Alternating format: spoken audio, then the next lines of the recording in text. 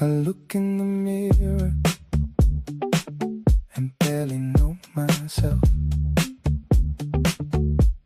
Lines growing clearer. I think I need some help. I swear. I'm going out my head. Feels like the world is falling. I'm going out my head. Destiny is short enough calling. I look at the wall, but I can't tell the time. A child of the fall. I need some grand design. I look to the sky and pray to the great unseen. I don't wanna die. I wanna live as sure as I believe. I swear. I'm going out my head. Feels like the world is falling. I'm going out my head. Destiny is short enough calling. I'm going out my head. Feels like the world is falling. I'm going out my head. Can't you hear the Savior calling? Gloria Patri et Filio et Spiritui Sancto. Sicut erat in principio et nunc et semper et in saecula saeculorum. Amen.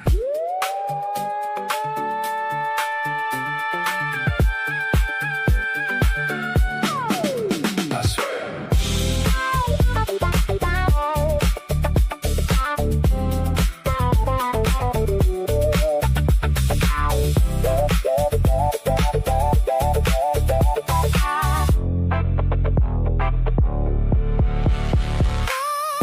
Going out my head.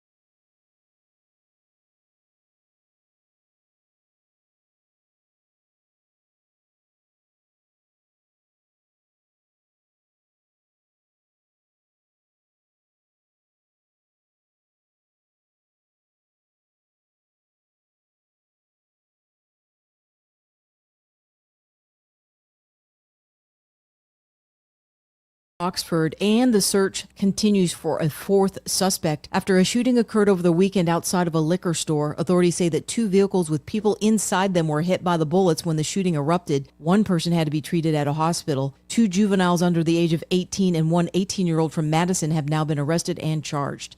I'm Andrea Tice. For more news affecting Alabamians, go to 1819news.com. And while you're there, subscribe to the daily newsletter. For many homeowners, there's untapped reserves hiding in plain sight. It's not in the savings account. It's not in the stock market. It's right under your roof. Now more than ever, homeowners are sitting on record levels of home equity, and that equity belongs to you. It can be used to consolidate high-interest credit card debt, to pay expensive school tuition, to cover medical expenses, to invest in renovations, you name it, because that money is yours. This isn't about taking on unnecessary debt. It's about using an asset you already own to improve your financial position and your quality of life. The key is understanding your options and choosing the strategy that fits your goals. Let's see what's possible with the equity in your home. Give us a call at Alabama Home Mortgage today at 334-567-4223 or visit us online at myalabamahomemortgage.com. That's Alabama Home Mortgage, because there is a difference in mortgage companies. NMLS 1586368, Equal Housing Lender.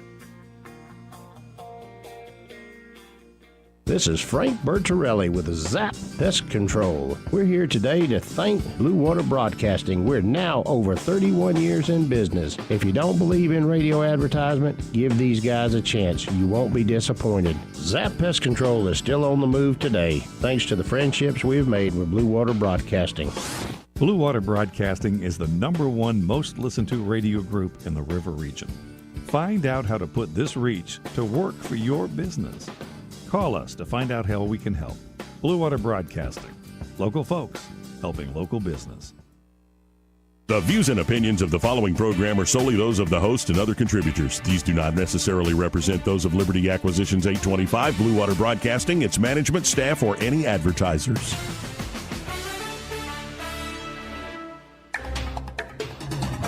It's time for Montgomery's conversational radio show. It's news and views on News Talk 93.1 FM. To join the conversation, call 272-9228.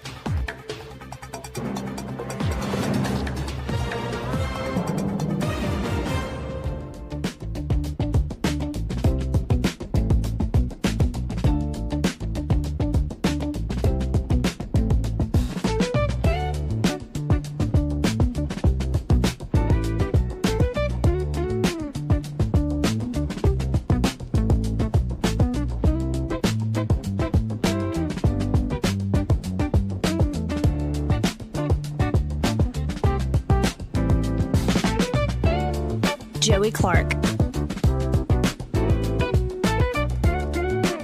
Welcome into the program. Thank God for another beautiful day.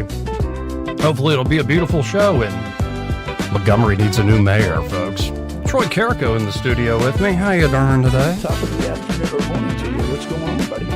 Well, kicking off another week, and of course, as is now my tradition on Mondays, I want to take the folks to church for a second. I think it's a great But this idea. one intersects with politics a great deal. Okay. You know what? I've been thinking about this for a while, so I'm just going to come out and say it. But first, you remember the scene in the book of Exodus?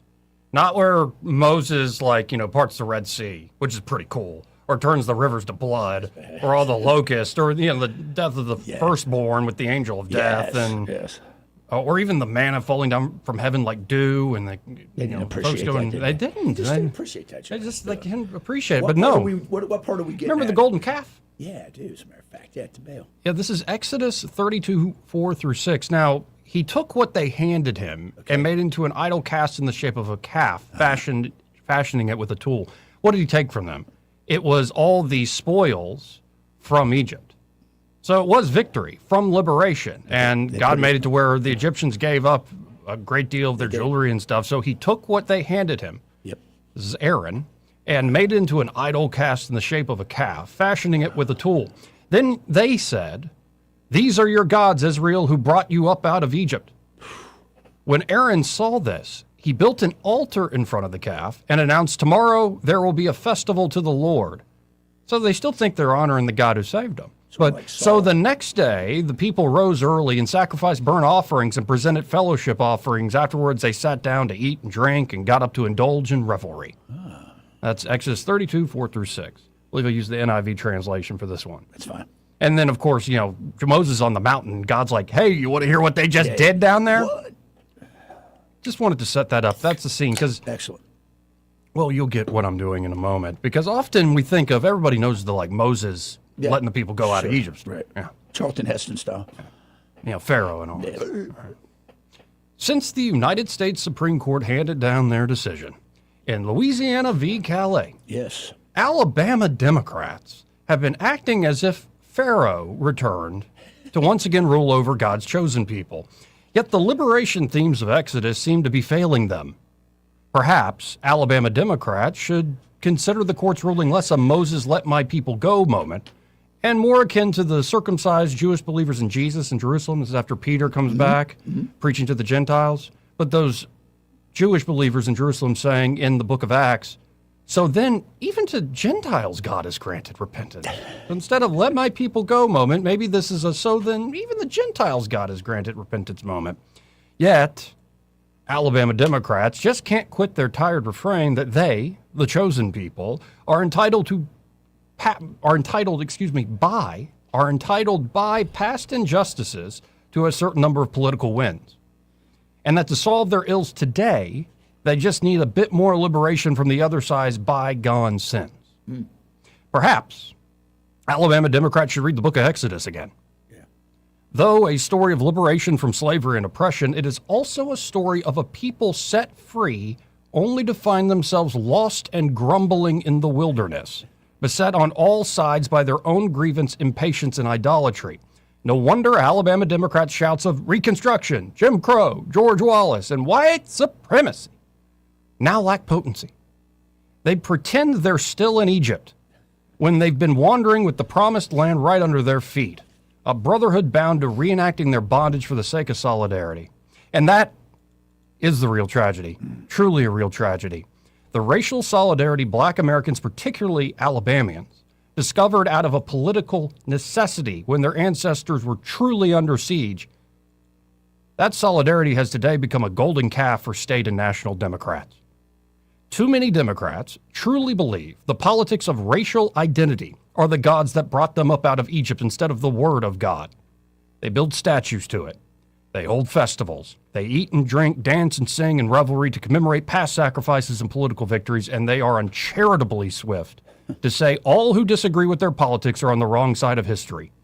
Yet politics can never truly set men free, and history is a poor judge of men, as both politics and history are always downstream from each man's responsibility to obey God's will and avoid the temptation of sin. And on this front, political idolatry isn't unique to Alabama's Democrat Party, though not all idols are the same. The Alabama GOP, or any ruling majority, locally or nationally, should also be wary in believing their political victories are the bread that feeds the hungry, waters the thirsty, or cares for the sick, imprisoned, and forgotten. It would be an even more tragic mistake for the majority to attribute their own racial solidarity as the organizing principle, source, or strength of their civilization rather than obedience to God. That civil authorities have an ordained role to uphold justice and promote the common good is undoubtedly true. Yet all of us engaged in the political game must remain vigilant not to confuse our past and present victories with fulfilled responsibilities or assume the worst of our foes when we lose. If Alabama Democrats and the rest of us are to reclaim the liberation themes of Exodus again, it's best to remember the repentance on offer to all individuals regardless of race or ancestral sins. That freedom is first won by much more than political representation or electoral wins.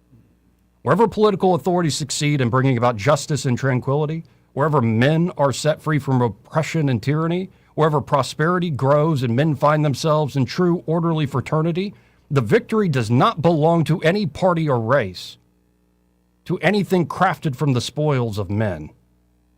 All such glories belong to God, who liberates us from the slavery of our sin, if only we each repent of our idols, pick up our cross, and follow him. Speaking at the 1962 National Baptist Convention during the growing civil rights movement, Reverend Joseph H. Jackson, a dogged rival at the time, to Dr. Martin Luther King Jr., captured this vision well. Quoting Reverend Joseph H. Jackson, "Remember, my friends, that no people have ever been given their independence simply on petition, and no race has come to its deserved heights of equality by resolutions adopted by powerful assemblies, and no people have ever been fully emancipated by the mere writing of new laws or the amendments of old ones. Neither have any struggling people been moved to the unquestioned heights of freedom by the verdicts of courts or the rulings of judges, however lofty and far-reaching the verdicts might be. Freedmen are not really free until they learn to exercise their new acquired opportunities to gain for themselves economic, intellectual, political, moral, and spiritual independence and self-reliance. For hands freed of manacles and feet liberated from chains will atrophy and will grow weaker still unless employed immediately and constantly in the pursuit of freedom and in the task of human betterment, moral, and spiritual uplift." Now, notice, folks, I said Alabama Democrats and national Democrats, for that matter, have made a golden calf out of race and racial solidarity. I think there are a lot of folks. You look at the turnout rates, the voter turnout rates for elections. Atrocious. And those who vote, say in the black community, vote 90% Democrat. Sure. And probably because, you feel like you have no other choice. I get it. Think about all the folks who just don't even have time for politicians, who are making their way in the world. That's right. Of all different backgrounds. And, the politicians have a role to play. Like I said, civil authorities and governments have a role to play. But I think we put too much on them. What's that line I always use? After damning politicians uphill and down dale for many years as rogues, vagabonds, frauds, and scoundrels, I sometimes suspected, like everyone else, I often expect too much of them. We shouldn't expect too much of them. We should expect them to do their role, which will always have a little bit of corruption going on with it and gamesmanship going on to it. And would you believe that political parties, whether Republican or Democrat, want to win? Yes. And we got plenty of that to cover today, but I wanted to clear my throat and start with that on this Monday. Again, thank God for another beautiful day. Hopefully there'll be a beautiful show, and Montgomery needs a new mayor. Now, in other news, did you see Trump's very upset with the Iranians again? Yeah. This is unacceptable. Unacceptable. Thank you for your attention. He was asked recently, how's the ceasefire going? He goes, life support. It's on life support. So Iran apparently made demands for war reparations and complete control over Hormuz. And apparently they agreed to not enrich at all, and then 2 days later changed their mind. Right. They said not 20 years. We'll just do it for a brief period, and then, Yeah, so, and Trump today was in the Oval Office citing a new thing. They've created a website called moms.gov. Moms? Moms.gov. What's that about?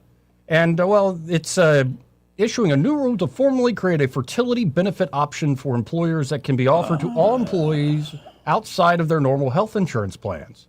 It'll be a major help for millions of American moms that result in more beautiful American babies. I like it. And then Trump, while he was at that press conference, also spoke about the Iran stuff. But he first mentioned Iran because Trump wasn't by himself. In fact, in that room, there's Bobby Kennedy. But there are also many moms. And I think I recognize one of the moms. Oh, is it Carolyn Levitt? No, it's not Caroline Levitt. She's had still. a baby. She just had her baby. That just happened. Did you see the Iranians, what they said about her? No. They said you better be careful. It'd be something happened to that baby. You'd be careful. Which Iranians? Who's in charge over there? IRGC, probably MOIS, probably put out some PSYOP stuff. It was terrible. But no, you can probably pull up on the screen here. You recognize that mom? Yeah, there's Katie. Hey, Katie. Senator Katie Britt. Well, here's Trump ending his remarks about doing this new tax credit and moms.gov. Don't go to moms.com. That might be different. Moms.gov. That's part of a private chat. But here's Trump before he hands it over to, in particular, Senator Britt. And you'll speak not too long because I am being waited on by a large group of generals. Why does he sound like Lord Michaels or Dr. Evil? Hold on. Too long because I'm being waited on. I am being waited on by a large group of generals, and That's also important, having to do That it is. Well, having to do with the absolutely lovely country of Iran. That's right. the way they pronounce it. That's the way We will be brief, she says. So let's listen in to Katie, see how brief she was. But yeah, standing right there behind the president, he sits at the desk. And this is something that I think everybody who's having kids, especially if you're an employer, and you're also dealing with the fact that, like, you can't lose somebody for a while. Like, it does cut into bottom line. Like, all these things are factors. So here is Senator from our hometown of Montgomery. Let's listen in. Katie Britt. This is another example of promises made, promises kept.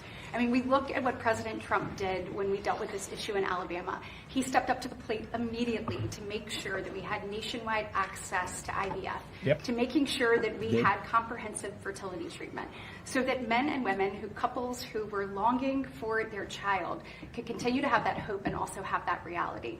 Today doubles down on that yet again. I mean, we see the savings that have happened across the country, and I've had more and more people come up to me and tell me a story about what it has saved them. But we also know that there was opportunity for continued growth. President Trump saw that and he acted on it. So now more people are going to have access through their employer, just like they would dental or vision insurance. And there are people right now who this is out of reach because of affordability, and President Trump is bringing that back in.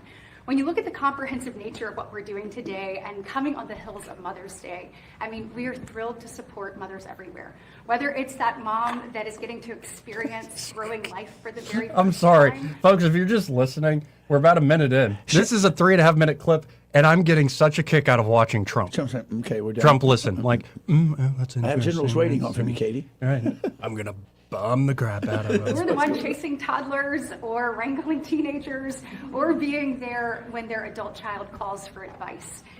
Moms are the heartbeats of our families, our communities, and our country. President Trump knows that, and he's made sure we've created a comprehensive culture of life. That's what you see right now with moms.gov.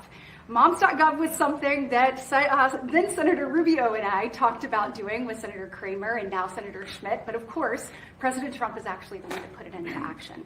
It supports moms through the prenatal, postpartum, and early He's falling asleep. development. He's falling asleep. He was. Also, as we tackle rural health, look, I stand up here in front of you not only as a mom of two, but also as someone who lives in the great state of Alabama, where about 28% of women live in a maternal care desert. The work that we did in the Working Families Tax Cuts, guys, that hits it head on. We have an opportunity now to reach those who haven't been reached. When we look at maternal mortality rates, we continue to invest both in the research that will help us resolve that issue, but also in the women that deal with so many issues during their pregnancy. We want them to be supported. And then in addition to all of that, childcare. So we know last year alone, you had about 455,000 women leave the workforce due to affordability and accessibility of childcare. We've often said, and the president and I have talked about this, if you have or want the opportunity to stay home, we want that for you. But if you want or need the opportunity to re-enter the workforce and want to be a part of building back America, like President Trump is doing, we don't want affordability or accessibility to be an impediment to that. So not only at his direction, and I was proud to lead the effort in the Working Families Tax Cuts to modernize the tax code to make sure that child care was front and center for the first time since Ronald Reagan, sir, you're the first one to do it. But today, that comprehensive nature of whether you're staying home or you're in a faith-based provider or you have a child care center that you lovingly send your child to during the day as you work to provide for your family, today that is easier as a result. And we are proud of what that means for the economy. We know 24% of young families spend about 24% of their annual income on child care. So, Mr. President, thank you for all that you've done creating a comprehensive culture of life. This is really groundbreaking. Thank you, Katie. No, and actually, it was a great summation of what they just signed, and I think it's a great issue. She's very good. But I was getting a kick out of Trump, just like, I gotta go talk to generals here in a second. He's thinking about, I'm gonna bomb the hell. Yeah, goodness gracious. They embarrass me like that again on the stage. Yeah, you got to wonder what is next in that, because I mean, Trump went on. He kept the meeting going, and before I get to what he mentioned about Iran, in the same setting, he mentioned a new nickname. It's not the most creative, but I think the bra fits or the shoe fits or whatever. Okay. For the Democrats. And not national Democrats. So let's listen into Trump. He's come up with a new, straightforward name that I think everybody can understand. I was hunted by some very bad people. Now I'm the hunter. It's much better when you're the hunter. But these are bad people, and they'll give you no support at all, no matter how good it is. I mean, as an example, I don't know what the numbers are, but if we go to Congress to get something approved, which we get, but you can say that we're going to reduce drug prices by 80%, and we won't get one Democrat vote. Yeah. I don't know how they get away with it. That's why we call them the Democrats. We have a new name. The Democrats. Because they're dumb. They're dumb people. Hold on, let's back that up. What did he say? He's explaining it. We have the Democrats. We have a new name. They're Democrats because they're dumb. They're dumb people. And they just can't do it. I've been waiting so long for them to change, but they just keep losing, and they're going to keep losing with their policies. Tell us how you really feel. Yeah. I love it. Yeah, I don't think, I was talking to my uncle this morning about will America ever get back to a more reasonable, kind of gracious. I'm like, not for the time being. I think we're going through necessary growing pains at the moment. Yeah, I just wrote a piece on Substack about that, and it kind of fed into your story. It's interesting what you picked today for your reading, because mine was a spiritual kind of influenced as well. So, yeah. So here's Trump being asked about Iran in this same setting. By the way, we have, I believe, Dr. Stuart Tankersley stopping by at 1 o'clock. He's, of course, running for Lieutenant Governor. That's right, he is. So I look forward to talking to Stuart Tankersley at that time. And if you got any questions, please hop on Well, in. I'll talk to him about some of my prescriptions that he didn't get sent in. Is he both our doctor? Yeah, he's my doctor. Yeah, he's my doctor, too. So we got to be, straight up about that. So let me tell you a funny story. My son we changed doctors because we had our doctor, one of the doctors retired, the other bad. So knew Stuart from my time with the Admiral and all that. And I just said, hey, are you taking new patients? He goes, for you guys, yeah. So we bring him in, and my son is in there. And my son is talking to him. And you know how Stuart, he'll go down the checklist. He's very thorough. Very thorough. Yeah. Loves Stuart Tankersley. And Joey says he gets to, are you going to church? And Joey goes, well, I mean, I went to church, but I'm not currently going now. And he goes, he doesn't even look up, and he goes, that's not good, and checks something. Uh-oh. And Joey goes, are you kidding me? I said, you need to listen to him. He cares about your health, not just your physical, health, your spiritual health. But your son's name's Joey? Jeremiah. Oh, Jeremiah. Did I say Joey? Yeah. I don't freaking me out, man. I don't think of you as a son. You're freaking me out, man. If you were my son. So. I got a bunch of surrogate dads. Well, I love you, brother. You know that. So the feeling's mutual. Now, so Tankersley will join us at 1, running for Lieutenant Governor. Look forward to talking about that race. And then at 2, we had Gary Palmer on last week. I think we had a great discussion with Gary, and we will have Case Dixon, who is running against Gary in that primary. On May the 19th, though, who knows what will happen with the redistricting and these court cases that are in the air after, I think we're supposed to hear something by 5 o'clock today. Yes, that's what Thomas issued out. By the way, Elizondo is really willing to come on this Friday if we have time to carve it in for an hour. Yeah, he's got a lot of stuff for us. So. That'd be great. So anyway, setting the table here, we've got a packed show. But here is Trump in that same setting with all these lovely ladies above him, framing him in the shot, and generals waiting. Generals, it's a very important thing, so don't talk too long. All right. With them 4 or 5 times, they change their mind. Talking about Iran. Yeah, they're very dishonorable people. The leadership. Yes, they are. Don't forget it's the 3rd level. The 1st level is God. They were unreasonable. The 2nd level is more reasonable. The 3rd level, nobody wants to be president. You know. They say, who wants to be president? There's nobody raises their hand. But they change their mind. I've had that in business many times. The mind changers, you call them. These people that you make a deal, and then the next day they send you a document that takes 5 days to get there when it should have been there in 20 minutes. It's a pretty simple document. Yeah. They will never have a nuclear weapon, yeah? Look, I've had to deal with them. And he keeps saying that, by the way. No, he means that. That is the main bottom line for him. And it's searching for a deal. And that's what's probably so frustrating is the mind changers. It is. And if you listen to Bibi, which I know you did over the weekend, you hear what he said a lot of really powerful things. One, that he wants to get off American dependency and dollar. But he also said, this war's not over, he said. That's exactly what he said. It was very clear. He still thinks there can be regime change. Right. Now, I don't know. There needs perhaps. I'm not on the ground looking at it. Yeah. I think from this perspective, I'm just watching as a spectator. But, if you pull it off, what do you mean by regime change? And right now, the regime in Iran is incredibly decimated. It is. And it makes them a tough negotiating partner. Here's another, for instance. Sir, are you saying the Iranians agreed to allow the removal of all their enriched uranium? Yeah. Well, they did it 2 days ago. They didn't, okay? They did 2 days ago. They said, you're going to have to take it. We were going to go with them, but they changed their mind because they didn't put it in the paper. So when they sent us this document that we waited 4 days for, that should have taken 10 minutes to do, look, very simple. We get that. They guarantee no nuclear weapons for a very long period of time, and a couple of other minor things, but they just can't get there. So they agree with us, and then they take it back. They said to us that it was so badly obliterated, it was the word they actually used, that was my original word, that it got challenged by some of the fake news. And it wasn't challenged with any knowledge, it was just challenged like they were hoping that this wouldn't have been so successful. No, it was obliterated. We have the greatest military in the world. I built it largely in my first term, and I didn't know I'd be using it quite this much in my second term. So he still seems to have this confidence and swagger about him, but that does have to, you got to wonder, okay, the negotiators in the room, it sounds like, are, okay, yeah, we agree to this, they go back, and the hardliners are raising hell, literally hell on earth in their own country. So we've talked about this a lot. The mindset of the Arab or the Persian or the Muslim, and typically in Takaya, the ideal that deny, change, modify, inshallah, maybe not, that's worked for them for 50 plus years. And you know this from regime. First-hand, on-the-ground experience. I have shut down, broke bread with many powerful people in the Arab world and the Persian world.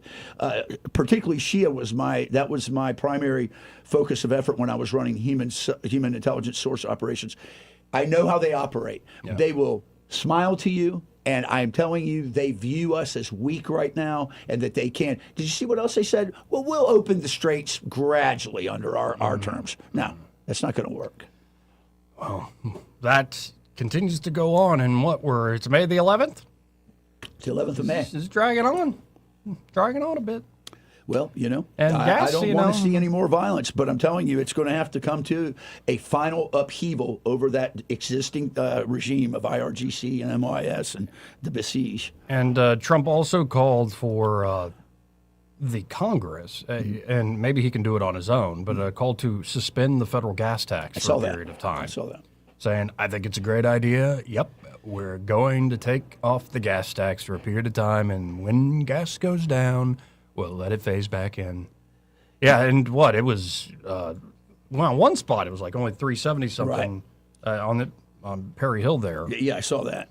But mostly it's over $4 in most places. And that's 87. Like, you got to fill up 89 or higher. Like, you're still over $4. And it's just, I can't imagine also filling up a massive truck right now. Well, that's what I was going to say. I think the big win here is if we're talking about suspending the federal gas tax. Right now, that's 24.4 cents a gallon on regular. It's almost $1 on diesel. That's why diesel's so high. And by the way, that dollar coming down would be enormous on the consumer price index for everything you're buying at stores. So it would be a good thing. Well, we got to hit this break. First, this part of the program brought to you by Pest Pro Services. And their Pest Pro, Ashley and that great team can help you out. If you are looking for a great local trusted success story of a company, that's Pest Pro Services. Started out of the pandemic, and they've grown from 2 people to an entire team. It's amazing. Excellent service, whether you're looking for just basic pest control needs, get on their monthly subscription model. Great way to control cost, actually budget for very good pest control across the year. And then, of course, you could add on to that termite protection, inspection, mosquito protection. Hey, a little critter gets in, tries to make a home out of your home, then get it out of there. Right. Whether it's a squirrel or a bird or whatever's in your crawl space. So y'all check out Pest Pro Services today. You can always learn more at ppsriverregion.com or just search Pest Pro Services on the Book of Faces. They have a very active Facebook page, by the way. And, of course, you could always call them direct, start the conversation at 265-9990. That's 265-9990. When you want to know, call a pro. Best Pro Services, and be sure to tell Ashley and that great team that Joe and Troy, those fellas on the radio, sent you. Want to carry News Talk in your pocket?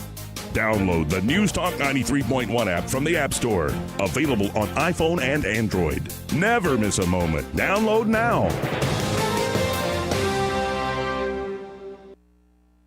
You want your floors to scream new, fresh, and stylish. But if yours are groaning, tired, old, and outdated, you're in luck. Because at Prattville Carpet, you can revitalize your floors while you save on the best brands available with perfect and professional installation and Prattville's unbeatable lifetime warranty. Hi, I'm Ray Bowles from Prattville Carpet. If you're looking for carpet, hardwood, laminate, vinyl plank, or ceramic tile, call us today for your free measurement. Start shopping for your floors right now at PrattvilleCarpet.com. Prattville Carpet, we're more than just carpet. We get this question all the time. Do you handle that? Buying or selling a home? Yes. Commercial? Yes. Land or investments? Absolutely. Hannah and Eddie Realty Group. One team. Every real estate move. 334-322-0662. 2026 marks 60 years that hope has had a home in Alabama. At the Alabama Sheriff's Youth Ranches, children who've lost everything through no fault of their own have found something priceless. A safe place to live, a loving Christian family, and the chance to simply be kids again. Here, boys and girls grow up surrounded by care, guidance, and faith, learning right from wrong, learning responsibility, learning they are valued and that their lives have purpose. As the Alabama Sheriffs have believed for 6 decades, it's easier to build boys and girls than to repair men and women. These former ranchers are now teachers, parents, business owners, and leaders, living proof that love, structure, and faith can change a life forever. As the Alabama Sheriff's Youth Ranches celebrate 60 years of serving Alabama's children, you can help ensure the next child has the same chance. Learn how you can make a difference at alabamasheriffsyouthranches.org. 60 years of building lives, and we're just getting started. It's tax season, and by now, I know you're a bit tired of the numbers, but here's an important one you need to hear. $16 billion. That's how much money in refunds the IRS flagged for possible identity fraud. Not all grim news. LifeLock monitors millions of data points per second for your personal information and alerts you to threats that you could easily miss on your own. If your identity is stolen, LifeLock's U.S.-based restoration specialist is going to fix it. Save up to 40% off your first year with the promo code BECK, 1-800-LifeLock or lifelock.com. Terms to apply. Rich Thomas Weather is brought to you by Clark Heating, Air, and Plumbing. It's time to schedule your spring tune-up with Clark Heating, Air, and Plumbing. Don't wait. Schedule today. Give them a call at 334-277-2125. Alabama certification number 88007. Rich Thomas Weather. Well, hi, everybody. We've got a pretty good start to the week. There'll be a sun and cloud mix today, a warm day with a high temperature in the lower 80s. I can't rule out a shower or thunderstorm somewhere in the area later on this afternoon, but the chances are very small. Tonight, cloudy at times, then mostly clear later. Overnight low temperature down to about 60. Mostly sunny with lower 80s. Tuesday, Wednesday, Thursday, Friday. An extended period of storm-free days and comfortable nights. From the Blue Water Weather Center, this is Rich Thomas. Budget Floors and More has the best prices. Carpet as low as 69 cents per square foot. LVP starting at $1.29 a square foot. Sheet vinyl as low as 65 cents per square foot. And the lowest prices on flooring installation supplies. Budget Floors and More across from Delray to Publix. All the headlines the mainstream media won't touch. Your News Talk station. News Talk 93.1 FM WACV.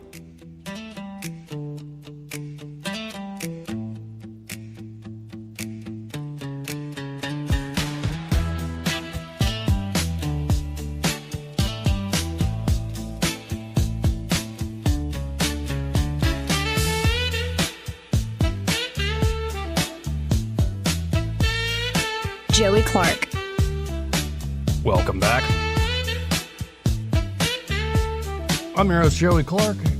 Troy Carrico in the studio with me, and did you see that the media was trying to really take on the Speaker of the House, twist his words, Nathaniel Ledbetter? Yeah, I saw that. And he was not happy about that. He should, yeah, I'm sure he wasn't. And he calls it a total lie. Following last week's contentious special session, House Speaker Nathaniel Ledbetter was hit with racist accusations, shocking, over a misconstrued comment he made about the state's voting map situation.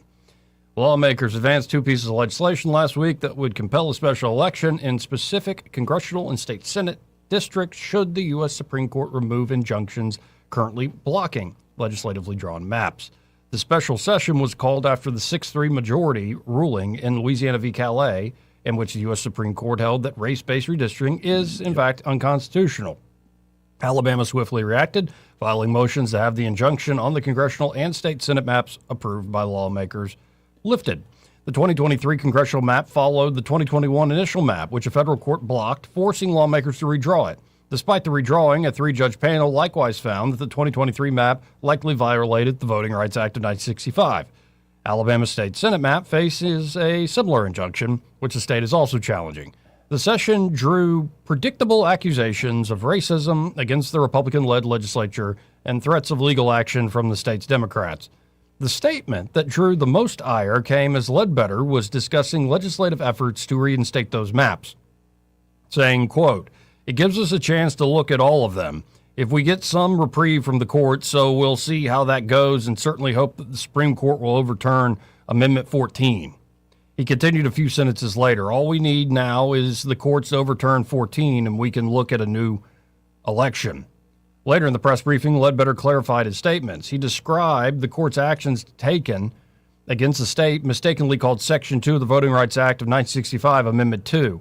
He again referred only to Amendment 14, citing the injunction against the congressional map, which plaintiffs argue violate the 14th Amendment. Ledbetter then turned the question over to the congressional map bill sponsor, House Pro Tem Chris Pringle from Mobile, saying he could probably speak to it better than me. Yep. The courts, just like Louisiana, said Alabama's Section 2 violation arose to a 14th Amendment violation, Pringle said. The explanation wasn't good enough for AL.com's Kyle Whitmire, who managed to turn 2 short sentences into a 600-word screed against Ledbetter, which, honestly, there's a certain talent in that. I have to give Whitmire his due. Whether Ledbetter's use of the term 14 was verbal shorthand or a plain misstatement, Whitmire painted the slip up as the spontaneous confession of a man possessed by George Wallace's pre-Enlightenment spirit, despite acknowledging the subsequent clarification in his story. Other left-wing lawmakers and advocacy organizations accused the speaker of wanting to remove the rights of blacks in this country, an argument they also made about the legislation in general throughout the special session. State Rep. Wandling Van, who I still like, the spider spat with the police. She shouldn't be fighting with those. Those are nice guys. I saw them every Wednesday morning. They're nice fellas. When SB 67 went on, I had some interaction with Gavan, and there's a lot of people though that are up at that. The letter she wrote about white people was not good. I still love her anyway. Yeah, she's still a very child interesting. of God. I find her very interesting, but she's kind of on the edge sometimes. There's just some stuff for you. You think she's going to be mayor? Will she win mayor of Birmingham? Probably not. I didn't think so. Probably not. I was just curious. But she shared a picture stating that Ledbetter had called for overturning the 14th Amendment. I saw that. So far we've heard like they're going to bring back counting the number of marbles, jelly beans in a jar, literacy test, all sorts. No, we're not. The court didn't touch any of that. Sicking dogs. Nobody wants to do any of that. This is what I mean by the golden calf. Indivisible Mobile, a South Alabama-based offshoot of the National Advocacy Organization, see, I couldn't pass a literary test. See, I didn't even say it right there either. I didn't. But they made the same claim there at Indivisible Mobile. The POS Speaker of the House, Nathaniel Ledbetter, just said out loud that he hopes the Supreme Court will overturn the 14th Amendment. If everyone, actually, didn't the Supreme Court use 14th Amendment arguments against the racial gerrymandering of districts? Did. They used it as part of their legal... that you can't have a group entitlement on an immutable characteristic because that runs up against all the individual right protections of the 14th Amendment. Right. Interesting. How's that work? But if everyone in this group, which is nearly 2,000 people, would make a phone call and send an email and send a letter, which could be just a few words on a sheet of paper, thank you for explaining that, what a letter is, he would know what we think of that. Alabama's 2023 congressional map currently has a Section 2 VRA and 14th Amendment violation against it, Ledbetter said. This is what he said on social media later. I simply stated that we want those violations lifted so we can move forward with our 2023 congressional map, not that the 14th Amendment needs to be removed from the U.S. Constitution. This is a total lie and is refuted by my comments in Friday's press conference, which are on video for anyone to see. Unfortunately, this blatant attempt to misconstrue my comments cause division and attack my character is a perfect example of why people struggle to trust certain media outlets in this day and age. It's part of the. I wrote him today, and I said essentially, after he came out with that I guess the disclaimer on the 14th Amendment, because it's being misconstrued. I said, it's okay. Don't worry about it. I said, you'll be voted out when Tommy comes here. You will be gone, and you can always run. I said you can run under the Democratic Party because that's what you are. You're a yellow-bellied Dixiecrat. And that's exactly what's so funny about this is Ledbetter's now getting it from both sides. He's getting it from. I know he is. Yeah, from the right and from the left. You can't serve two masters. Well, maybe it means they actually did something. But maybe not enough, but we'll see. But I think 7-0 is coming down the road. It is. But also in Alabama-based news, we have two Senate stories here. One is Jared Hudson. Yes. The other, Barry Moore. Yeah. And Trump reaffirms his endorsement of Barry Moore as the primary approaches. He put out there that Barry Moore running for United States Senate is in the great state of Alabama, in one of my all-time favorites, is a fantastic guy and a totally reliable MAGA warrior. He has my complete and total endorsement. He will never let you down. Win, Barry, win. So Trump kind of putting it out there, hey, this is my guy. This is a guy I want you to back. Barry Moore said in response, grateful to President Trump for his unwavering support in our race for U.S. Senate. I'm proud to be the only candidate in this race with the president's complete and total endorsement. I've stood with him since day one, and he's standing with us as we run through the tape on May 19th. Of course, Barry Moore is going up against Attorney General Steve Marshall, who's been getting, rightfully so, a lot of press lately. Sure. With this Supreme Court ruling and these moves the state of Alabama wants to make. And also, of course, retired Navy SEAL Jared Hudson. And the guy we talked to a few weeks back, Lionville businessman Rodney Walker, who I like very much, but I don't know if Rodney's got the attention to pull that one off. He's got the money, but he's not really got, I think, the organization to do it. Right. So. But Rodney Walker was great, easy to talk to, and I think an insightful dude. But here Jared Hudson is saying he's responded over the weekend to attack ads from a Washington, D.C. Political Action Committee, a PAC, claiming he's working against Trump. The ad by American Values First PAC also claims Hudson is wrong for Alabama. It cites an April article by 1819 News where Hudson said, the filibuster right now is the only shield that we have if you're not in the majority. I believe keeping the filibuster is good, but this is the change that we have to make. We have to end the silent filibuster and the zombie filibuster. Senators can't just signal to filibuster and then not show up. Hudson said in a statement that the PAC's negative ads were a response to his momentum in the race. The Republican primary, of course, is May the 19th, but again, this one won't be changed. It's only the congressional ones, or the House seats. Yes. He said, I guess we've got the political insiders a little nervous. Jared Hudson goes on to say, you can always tell when your message is resonating because suddenly the shady outside groups start spending money on ridiculous attack ads. Yep. This is the kind of stuff people hate about politics, Hudson said. Outside groups most Alabama voters have never even heard of show up, twist the facts around, and hope nobody notices. It'd almost be funny if it wasn't so predictable. He goes on to say, I'm a Homeland Security Investigations Task Force officer and an Alabama Sheriff's deputy. So the idea that I'm somehow weak on crime doesn't even pass the laugh test, because the ad painted him as weak on crime and public safety. It defies common sense, and honestly, it's insulting to Alabama voters who are smart enough to see through this nonsense.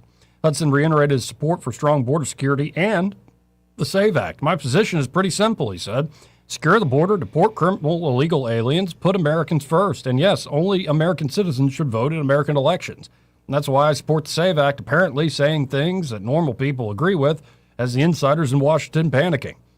The more our campaign grows, the more nonsense like this we're going to see. That's fine. While they focus on attack ads, I'm going to keep talking to Alabama voters about the issues that actually matter.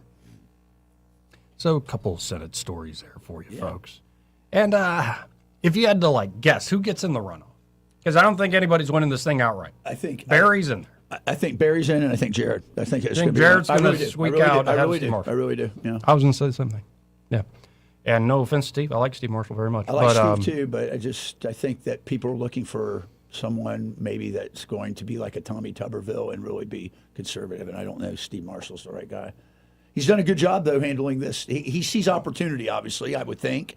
And Kathleen Robertson have been saying the right things about this redistricting. So maybe he'll get a bump from that. I don't know. Speaking of Steve Marshall, we got some news that just dropped. What? And actually, it's like Alan Mendenhall's in everybody's brain. But Steve Marshall announced a state civil investigation into Southern Poverty Law Center. Good. Well, let's make it criminal.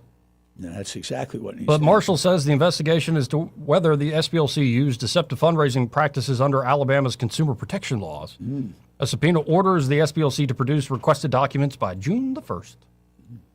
So, more coming at the SPLC. And, of course, they'll have their day in court to argue that the informant program was completely on the up and up, and we thwarted attacks.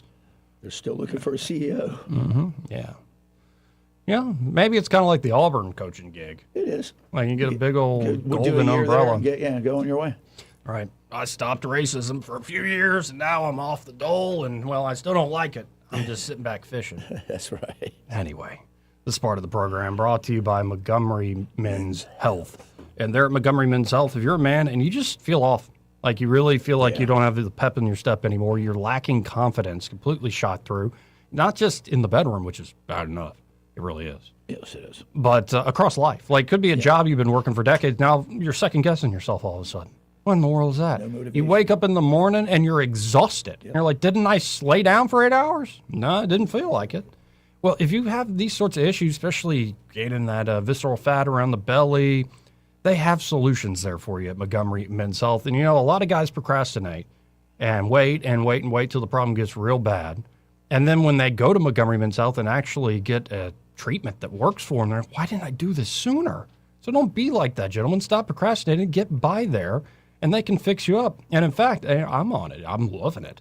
The peptide game they've just introduced. You can actually get a monthly online subscription, say something like Samorlin or NAD+.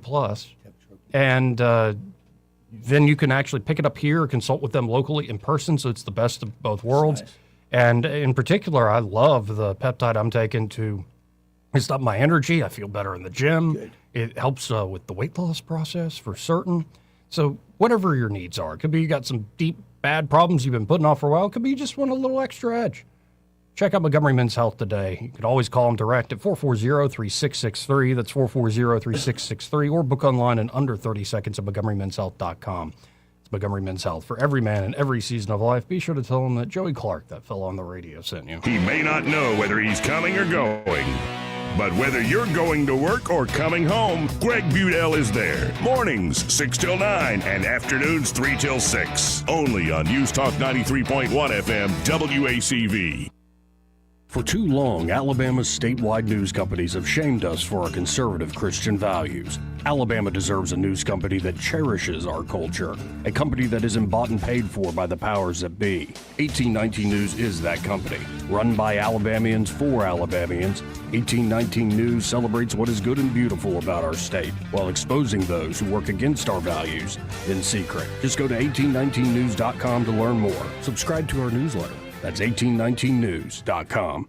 Behind every clean lobby, every polished boardroom, every safe, spotless workplace, there's Janie King Franchise Center, who takes pride in making it happen. These are your neighbors, people who live here, work here, and care about the businesses that shape our community. They show up, they follow through, and they make sure your facility is ready for the day, every day. That's why companies across the community trust Janie King as their local cleaning partner. Visit JannieKingCleans.com today.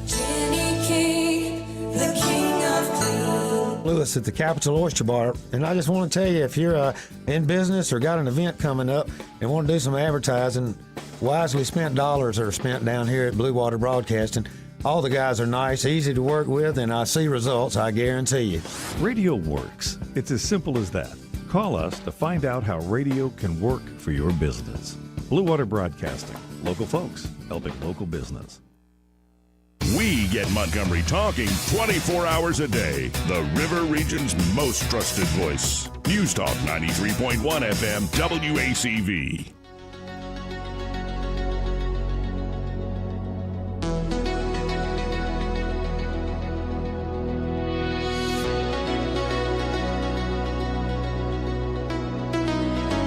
This is how you conduct yourself in a democracy. Joey Clark. Welcome back. Let's go right to the phones and talk to Austin Barenko with Invista Advisors. Hey, Austin, how you doing today? Having a great day, Joe. How are you? Very good, better than I deserve. Say hi to Troy Carrico here. He's in studio with me. Troy, what's going on, man? What are you doing? You making the world safe for our financial markets out there? That's what I try to do every day. Whether I do it or not, you be the judge, but I'm trying my best. Now, you told me some news that I find somewhat disappointing, but it's true. And it's Jerome Powell and the signals he was sending last week. What's the Federal Reserve up to? Yeah, so Jerome came out and basically laid the groundwork to shift to a more neutral policy stance rather than being dovish or looking for rate cuts. He kind of laid the groundwork for rate hikes coming through year end, which, I think is directly related to what's going on in the Middle East. I know we kind of have repeated ourselves talking about what's going on in the Middle East, but it's directly in front of us, and it is causing economic instability in parts of the world, and that's starting to make its way over here. So in a nutshell, the spike in energy and oil is causing a perceived spike in the cost of all goods across the board because transporting those goods is more expensive now. And with that on the horizon, he is laying the groundwork for a neutral tone so that if needed, we can hike rates to offset inflation. And that's really all it boils down to. The Fed very rarely goes from cutting to hiking without laying the groundwork for neutrality first. And so his comments laying the groundwork for neutrality is basically a signal that, hey, although we're not seeing immediate inflation numbers show up, it's only a matter of time before the disruption in the Middle East and the price of oil is going to push raw goods higher. And in anticipation of that, we want to be prepared for a more hawkish tone to raise rates. And so we'll see. That's kind of what's going on, and we're watching it closely. But because it's neutral, we really don't know. And because he may not be there, in the next several months, it's really not necessarily his decision to make. I think that the new Fed chair, could end up changing policy slightly, but I don't think they're so far off base. I mean, most of those guys that sit on the board of governors at the Fed are analytical guys, and it's hard to look away from the data in this case. So we'll see how it plays out. Yeah, and I was saying earlier, it's May the 11th. This war seems to be dragging on, even though it's not as many bombs being dropped. Yeah, it's definitely dragged on longer than we thought. I was hoping that, approaching midterms would be a catalyst to go ahead and nip this thing in the bud and move forward onto something else. But I understand the reason for it. I don't necessarily like it. We're knees deep now, so to pull out without accomplishing what we need to doesn't make much sense. Stay there till the job is done. But I don't think anybody likes it. I really don't even think Trump enjoys it. I think it's just a necessary process to complete to get stability in the region, long term. Short term, you could argue there was stability, but I think it was, puppet master behind the scenes, pulling the strings the way they like. And you can't have that for long-term stability. So I understand why it was done, but it's uncomfortable. And when these things happen, no one likes it, including the people that are involved. Now, before I let you go, let's tell folks about Invista Advisors there in the group. Yeah, so we're a registered investment advisory based out of East Montgomery over here, and we handle everything in the world of finance, whether it be preparing for college or taking care of aging parents or selling or buying a business, retirement planning, or as Eddie talked about last week, we do a lot of estate planning as well. So if you need an estate plan and kind of preparing for an end-of-life cycle for yourself or a parent, or if you're young and want to put a will in place and maybe set up some trust accounts so that your children are ready and prepared when you pass away, we handle that. And if you don't have a plan in place and you or a loved one has recently passed away, or a parent has passed away, and you're overwhelmed and don't know how to settle the estate, give us a call and we're happy to walk you through that as well. And folks, you can always start that conversation at 387-0094. And when you call them up at 387-0094, be sure to say, hey, I heard Austin Barenko on the radio with Joey Clark. Awesome. Well, thank you, Joey and Troy, and y'all have a great day. Yes, sir. Appreciate it. Thank you. Again, that's Austin Branco with Invista Advisors. The opinions voiced in this material are for general information only and are not intended to provide specific advice or recommendations for any individual. All performance referenced is historical and is no guarantee of future results. All indices are unmanaged and may not be invested into directly. The opinions expressed in this material do not necessarily reflect the views of LPL Financial. Securities offered through LPL Financial, member FINRA SIPC. Investment advice is offered through Invista Advisors, registered investment advisor and separate entity from LPL Financial. Yeah, I'm seeing the same thing on the TV screen. very disgusting. Trans athlete wins against girls at track meet. Yeah. Yeah. Sickening. Some of these days. Abomination before God. Yeah, just, I don't know. Keep on the straight and narrow, gentlemen, because you might be thinking exactly what Troy and I are thinking, then one night you end up tricked. Broadcasting from the Riverside Chevrolet Master Control Center, this is WACV Cusana, News Talk 93.1 FM. When it's Chevy, it's Riverside. With SRN News, I'm Bob Agnew in Washington. President Trump says the Iran ceasefire is on life support after he rejected Tehran's latest proposal. Officials said the proposal had included some concessions on Iran's disputed nuclear program, but as of today, the president dismissed those claims as, in his words, garbage. The stalled diplomacy and recent exchanges of fire could tip the Middle East back into open warfare and prolong the worldwide energy crisis. Oil prices have been rising as the war with Iran threatens to drag on longer than expected, but U.S. stocks, nevertheless, are still inching toward what could become more record highs by the end of the day if they continue on their trajectory. Right now on Wall Street, it is a Dow back into positive territory.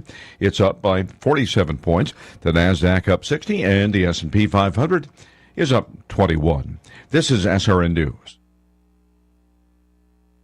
There's a moment nobody talks about with weight loss. It's the moment it stops working. The diet that worked before doesn't. Eating less stops moving the scale. That's not random. When your body's under stress, it slows your metabolism. That's why quick fixes eventually fail. At PhD Weight Loss, they focus on restoring your metabolism. And right now, when you call and mention Mike G, you'll get 2 free weeks and they'll pay for the cost of your food. Call 864-644-1900. That's 864-644-1900 or visit myphdweightloss.com. Veterans and active duty service members. When your call to service ends, your mission doesn't have to. Go from GI to IT in just a few months at My Computer Career. Prepare for a high-demand career in cybersecurity, protecting people, systems, and institutions from real cyber threats. Cyber warriors are needed now. Will you answer the call? Go to mycomputercareer.edu/CWP to learn more. That's mycomputercareer.edu/CWP, an elite CompTIA certification partner. VA education benefits are available to those who qualify. Rich Thomas Weather brought to you by M&M Outdoors. Book your stay today at MNMCampground.com for relaxation at its best. It's easy to find and hard to leave. M&M Outdoors, your home away from home.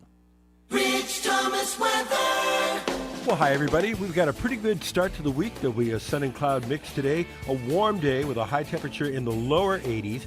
I can't rule out a shower or thunderstorm somewhere in the area later on this afternoon, but the chances are very small. Tonight, cloudy at times, then mostly clear later. Overnight low temperature down to about 60. Mostly sunny with lower 80s. Tuesday, Wednesday, Thursday, Friday. An extended period of storm-free days and comfortable nights. From the Blue Water Weather Center, this is Rich Thomas. When the heat hits to the river region, don't wait. If your AC quits, Hands Heating and Air offers same-day service, or your diagnostic charge is free with their Comfort a Day or You Don't Pay guarantee, plus 24/7 service with no overtime charges. From the Blue Water Broadcasting News Center, these are today's top stories. An investigation is underway after a man was shot and killed Saturday evening in downtown Montgomery. MPD responded to the 300 block of North Decatur Street around 6:30 where a man had been wounded by gunfire. The victim, who has not yet been identified, died at the scene. Suspect and motive unknown. No additional details have been made available. A Huntington College student died Sunday morning following a single-vehicle crash in Lee County. 21-year-old Aiden Doss, a member of the 2026 graduating class, was killed in an accident on County Road 95 just after midnight. He was not wearing a seatbelt at the time of the crash. Aiden Doss was a business major who played on the Huntington Hawks football team for the past 4 years. Montgomery firefighters battled a 2-alarm fire at a shopping center Saturday afternoon. The fire was reported around 2 p.m. just off Vaughn Road at a strip mall between Peppertree Lane and Halcyon Boulevard. Additional crews and equipment were dispatched to keep the fire from spreading to nearby buildings. No injuries were reported. The cause of the fire remains under investigation. From the Blue Water Broadcasting News Center, I'm Sky Mosley. This hour of news and views is brought to you by our good friends at Alabama Home Mortgage. Alabama Home Mortgage, 567-4223. Visit them on the web at myalabamahomemortgage.com. NMLS number 1586368, an equal housing lender. E-Bike Oasis, E-Bike Oasis, E-Bike Oasis, ride for free. E-Bike Oasis, E-Bike Oasis, E-Bike Oasis, ride for free. At E-Bike Oasis, we're more than just Montgomery's best electric bicycle store. E-Bike Oasis offers free 1-hour electric bicycle rentals and a full-service electric bike repair shop. Stop by E-Bike Oasis in Montgomery today for free rentals, repairs, and electric bicycle brands in town. An official message from Medicare. I turned 65 this year. I knew it was time to figure out Medicare, and I had questions, like when to enroll and how to enroll. So I went straight to the official source, Medicare.gov, to get the facts about Medicare. I found answers to all my questions, and I'm ready to get started. And so can you. Just go to Medicare.gov to get the real facts about Medicare.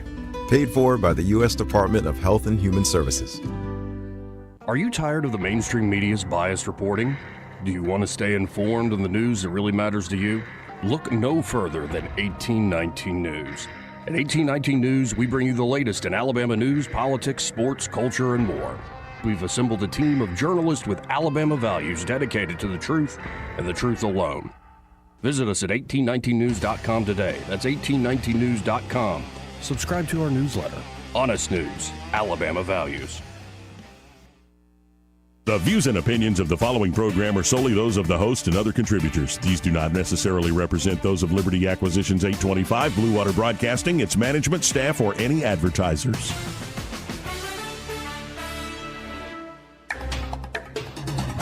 It's time for Montgomery's conversational radio show. It's News and Views on News Talk 93.1 FM. To join the conversation, call 272-9228.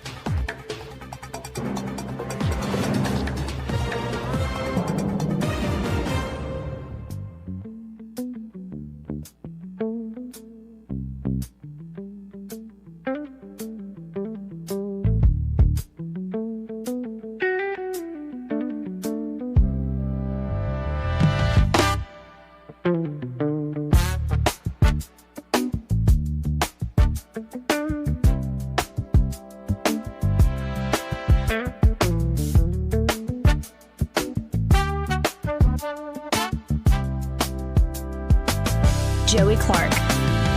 Welcome back. I'm your host, Joey Clark. What a good show so far. And, oh my goodness, in studio with us, and he's got his campaign sign and everything, we have Dr. Stuart Tankersley. Yes, sir. Great to see you guys. Hold it up again so the folks can see. I like that work. Yeah, for Lieutenant Governor. He's a candidate to be Lieutenant Governor of the great state here of Alabama. Full disclosure, he's both... don't worry about it, man. He is both Troy and I's doctor, yes, so we have to be. We have to share that with the audience. Yeah, right. He's just saying he said that to everybody. He's just saying that to my patients. So, number one, how's the campaign going? It is going great. Boy, I've been drinking out of a fire hydrant the last 3 months, going on the trail all around the state, and it's just fun. I learned a lot about the local areas that I didn't know about, listening to the county commissioners or the school board members talking about things, and of course other statewide races. It's just great we got a great group of people that I hope, going back to your last for this show this past hour, we're going to reclaim a new future, and we got some wonderful potential candidates in all these different races that really want to take us there, and I'm excited about it. And of course with the heir apparent, looks like Tuberville doing it. I'm going to be in the big seat. I'm very optimistic. I think that a lot of corrective actions need to happen, and I'm looking forward to being part of the solution. Now, what do you make of the recent ruling by the Supreme Court and what the legislature did last week? Oh, I think it was. It's so tragic what's been going on. I looked it up. Somebody mentioned it a year ago, and then I looked it up last week. There are 0 Republicans in the 6 New England states in Congress. That's right. In the 6 New England, and some of them voted 48% for Trump. That's true. Right. And 0 representation in Republicans from those.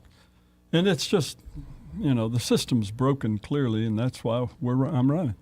Because I'm looking forward to helping. It's so many wonderful opportunities, and I think my 3 themes of my campaign, which are begin to restore trust in the government, which is at an all-time perpetual low, and then on top of that, affordability, which I'd like to talk about a little bit, and then health, being recruited a year and a half ago to work for RFK and up in D.C. I didn't want to move up there, but I've been talking to them, and they've got so many awesome things. And Alabama, unfortunately, public health has not been, for generations now, has not been our friend, it looks like. I mean, the evidence is clear. And so we're looking forward. And Senator Tuberville, coach, is looking forward to helping with health. It's one of his main themes, I think, as well. So, but in Montgomery, I don't talk about this around the state, but having worked on a Continental Command staff as an advisor to generals for 5 years in the Army, I understand how big organizations can work more effectively. And you need somebody in political positions that are going to take certain issues to heart. And my family having been here for over 200 years, since before the state was founded, what is going on in Montgomery, whether it's Jackson Hospital or the crime, of course, it's so rampant. We've got to have new leadership that's going to help the local leadership refocus on good ideas instead of perpetual failures. I know you make Alabama healthy again. Talk a little bit about what that means. Yeah. So rather than the old style of making people do things, I think central to all of MAHA, and MAHA is a bipartisan win. Yes. I mean, to me, it's the best thing overarching. If you look at foreign policy or or the big beautiful bill with the perpetuation of the debt or anything like that. But the one thing that I think the large majority of Americans, the polls show, wide majority of Republicans and Democrats support is the MAHA agenda, and its central its approach is that of education. And one thing I learned in the last couple of months on the trail is we are really going to be able to help agriculture in our state, and the cattlemen and chicken farmers and those guys.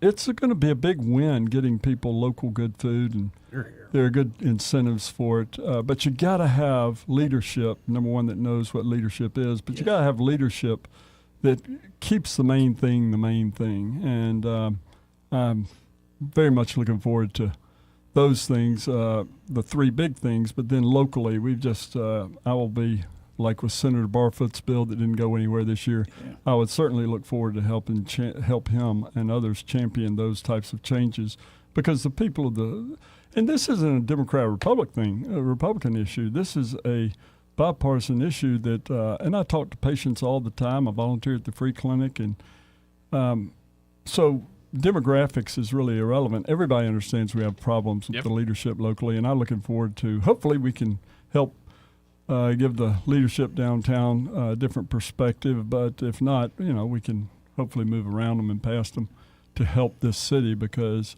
we need it, and I'm looking forward to doing that. So you mentioned trust, affordability, and health. Let's go to affordability. And so how do we bring down, say, gas prices, but more generally, how do we make things more affordable, not just energy costs? Yeah, I think really health plays a role in all of it. If it doesn't matter how much money you have if you don't have good health. But if we get good health, then the opportunities for making money for all demographics is going to be better. But in particular, let's look at health insurance. Senator Ron Johnson's held 4 hearings on the failures of Obamacare in the last 4 years up in D.C. He's the chairman of the investigations committee. And he put up a chart a couple of months ago in one of the hearings, and it showed that since Obamacare went into effect in 2013, it was passed in 2010, forced on all of us in 2010, the health insurance has gone up 167% on average, the monthly premiums for patients. 167%, which is 4.3 times the CPI. Alabama's is 270. Wow, man. Jeez. People are absolutely getting crushed by this health insurance monopoly in a way. Alabama's unique because Blue Cross has 90% of the private market. And, boy, they protect that vigorously, as they say. But this year, I don't know if we talked about it before, but they slipped through a bill that allows them to put they have $3.6 billion in reserves, to put potentially billions of dollars in holding company. They're a nonprofit that allows them to keep money, keep money. It's but I think that in and of itself is a major thing. The gas tax, which is no cap on it, we talked about that, I know, before, but really, you take a look at I had a lady 6 months ago who came in they just jacked up her monthly premiums to almost $3,000 a month. Wow. Nobody can do this. It's crazy. Saying this, and you just need leadership that's willing to challenge the big mules, and certainly Blue Cross is one of the 12 big mules that run things down there. And that's why I figured out why I'm the perfect person for this, because and Will Ainsworth done a good job in several regards, of course, but 4 or 5 times he actually in the last 8 years has challenged the governor on some issues. But I'm not looking to challenge our governor. I think he and I would be in lockstep on most things. But the blindness of the senators and the legislature at large in passing things that just don't help. They do not help. And my article in 1819 a couple of weeks ago is the best example of it. In the last hour, they passed that bill that allows entities, and I think UAB is that entity, to take over rural health in our state with $1 billion. And they get to legally now do it with a monopoly. They can exclude competition. But there's just so much opportunity. I think I'm looking forward to working with the senators as we take a different approach. I've told you this before. I'm looking to work with them, not with knives drawn, hey, you jerks, or anything like that. It's just, hey, wait a minute. It's like the doctors that got COVID wrong. Wait a minute. I want to work with y'all. Let's really refocus on, rather than the big mule's wishes, let's try and get to the issues that are going to help that. What do they say in the military, Doc? We got our fangs out. You've got your fangs out. You're ready to go. You're ready to fight. Well, Not if we knives, have but to, you're ready. right. Yeah, you always have to have that posture if they force it. I don't want to do it, but one of my favorite sayings from the military, you've heard, Troy, is you will not rise to the occasion, you'll sink to your training. This is true. And I think that training that you and I received in large measure is going to help us in refocusing the heart of the Senate back to the citizens. Your military experience makes you a unique, and as a Joey, and so Army flight surgeons are rare. Mm-hmm. You have a lot of flight surgeons in the Air Force, but he was an actual U.S. Army flight surgeon who, my favorite story is that you shared with me at the Barber Sports Motor Center, helped stand up a very pathfinding kind of operation for our wounded warriors returning, didn't you? Right. I was Wounded Warriors was part of the guardsmen and reservists who were injured, and they came back and they stood up a national entity called the Warrior Transition Unit, and they asked me to come and command it out at Fort Sam, but I didn't want to. That deployment was long enough, but I didn't want to come and do that. But it's just looking after. That's what a lot of that was an example of what I'm talking about, where these people. The nurses just had such poor leadership, and when I walked in the door within 2 weeks, Warrior Transition Command out in San Antonio came in and asked me to go full-time with them because I was focused on the soldier. Yeah. And 12 of the 16 nurses who were the case managers working at that post came to me offline and said, "Thank you for allowing me to do my job," because the bureaucracy had been so restraining. And that's just, what's the focus? Why are we here? What are we doing? And maintaining the right focus. And I'm looking forward to helping. Again, folks, we're talking to Stuart Tankersley. He is a candidate to be the next lieutenant governor of the great state of Alabama. If folks want to, like what they're hearing so far, want to support you in some way, volunteer, donate money, how can they do so? Yes, please. You can call the campaign number 334-313-7178, or you can go on the website, stuarttankersley.com, and on the social media platforms, it's Dr. Stuart Tankersley. But please need it. I'm looking forward to helping. I know I can, and the focus of not wanting to be the governor is going to allow me to be the voice for the people. Here. Now, you mentioned in passing that Blue Cross Blue Shield is one of 12 big mules. Can we go down the list of who, almost a crash course on who are the big mules? And it doesn't mean you got to lock horns with them every day of the week, but you need to know who they are and, how they help run this state. Yeah, I wrote it. Somebody asked me that last week, and so I wrote it down. And I think by far and away the evidence is clear that in the last 6 years, the biggest mule in the state by far has been Hospital Association, i.e. UAB. And then you got the trial lawyers and the normal players, BCA, trial lawyers. I'm going to just pop them up so I don't forget any of them. But I'd imagine Alabama Power's on that. I would think. You probably have Southern Company. Maybe something with the AEA or teachers, right? Education interests. That's exactly right. And these people just need to be told they need to be a part of the solution, not just dominating their industry or whatever, of forestry, of course. And there's so many. Let's see.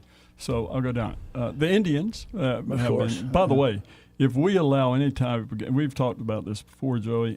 If we allow any type of game of chance, as Tom Parker, former Chief Justice of the Alabama Supreme Court, said, you open the door to all other types of gaming.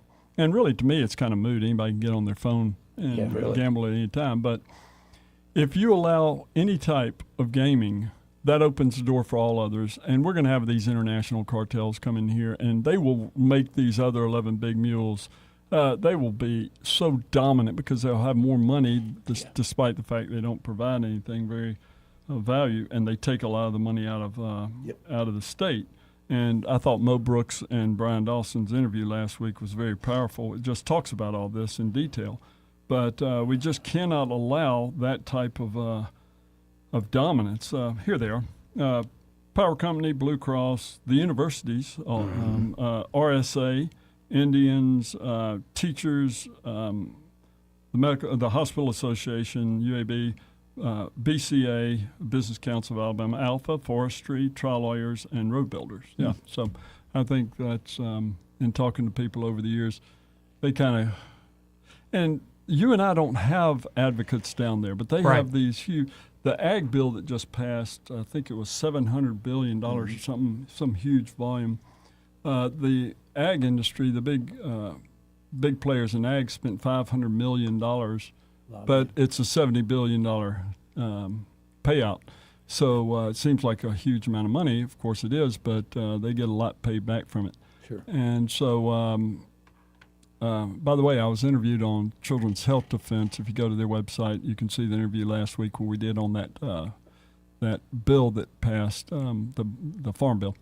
But we got so much to be grateful for in our state. The people and the natural resources and the water. Water's a big deal. Such a big deal. And I do think that I'm going to kind of go out on a limb here with these data centers. I think that the evolving opportunities for micronuclear reactors we are going to be able to do a lot more. And then what Elon Musk is trying to do with these data centers in space, where there is where you don't have to cool it down because it's plenty cold, and then you get to shoot it down without the energy absorption. You know this, DARPA, the Defense Acquisitions Research Project Administration, has had microreactors from the size that could fit on this laptop to a truck. The U.S. Navy has been doing nuclear power for nearly 70 years safely. If you're an environmentalist or a tree hugger or a crunchy granola and you tell me that nuclear power is not the way to go, then you are ignorant. Yeah, they're ignorant. But I've learned a lot about this on the trail by meeting a lot of these candidates. And one of them is this guy running for Senate, very likable guy, like almost all of them are, is Seth Burton. He was a commander of 2 different nuke subs, and he is a genius, dude. And he's talked about this on the campaign trail and spun me up a little bit on it. And the opportunities, so while we are, potentially putting ourselves in trouble with these solar farms or whatever, when we got other access to things that aren't going to be potentially harming the environment, but soaking up our power bills is, increasing our power bills. There are other opportunities right around the corner, if not already here. And we just need to take a step back and say, what are our goals here? Well, we got to take a break in a second, but of the 3 you mentioned, we haven't touched on trust before. And I mean, we've talked about this almost every time you've been on the show, but how do you start to rebuild trust? I imagine these all interplay and go into one another, but how do you start to get folks, especially the everyday person in Alabama, trusting their institutions again? Yeah, well, it starts with leadership, and I think Senator Tuberville, coach, has really demonstrated leadership in many areas of his life, and he understands what leadership is, how important it is, and I look forward to being, I think, his most valuable cabinet member, having served for 5 years on the command staff. But, leadership is so important. Integrity is always the most important thing. I said this, I'll leave with this. I went to the winter meeting, and there were 3 and I spoke to all of them. I felt like I was going to the Lions Den, but it turns out I didn't, because Scott Stagan is going to be a wonderful chairman of the party. But I said, instead of money, connections, and stagecraft, we need to get back to integrity first, resume and message as to who's going to help us out of the problems we have. And, I have to be braggadocious, I guess, on the campaign trail, even though it kind of comes unnatural. But I'll throw mine up against any of theirs, and I'm very much not looking forward to be the governor, but helping. And that leadership by just telling the people every week what they're doing in the legislature, I think is the first step we have to go to. Here. Get that just trust. Communicate it straight up. Absolutely. Instead of some of the last second stuff, as you mentioned in your op-ed, we read that op-ed when it came out the other week. But when we come back from this break, I want to get into that, because just so people understand what was done at the very last second. And it's an example of the big mules, one of them not cooperating necessarily with a larger picture, but dominating to their own advantage, to your point. So we'll definitely get into that after this break. This part of the program, folks, brought to you by Alabama Home Mortgage. And there at Alabama Home Mortgage, Kim Williams and Madeline Cannon are ready to help you, whether you're looking to purchase a home, especially if you're a first-time home buyer. They can walk you through the process from pre-approval. Do not skip that step, or you're going to have heartbreak and heartburn and all sorts of other issues.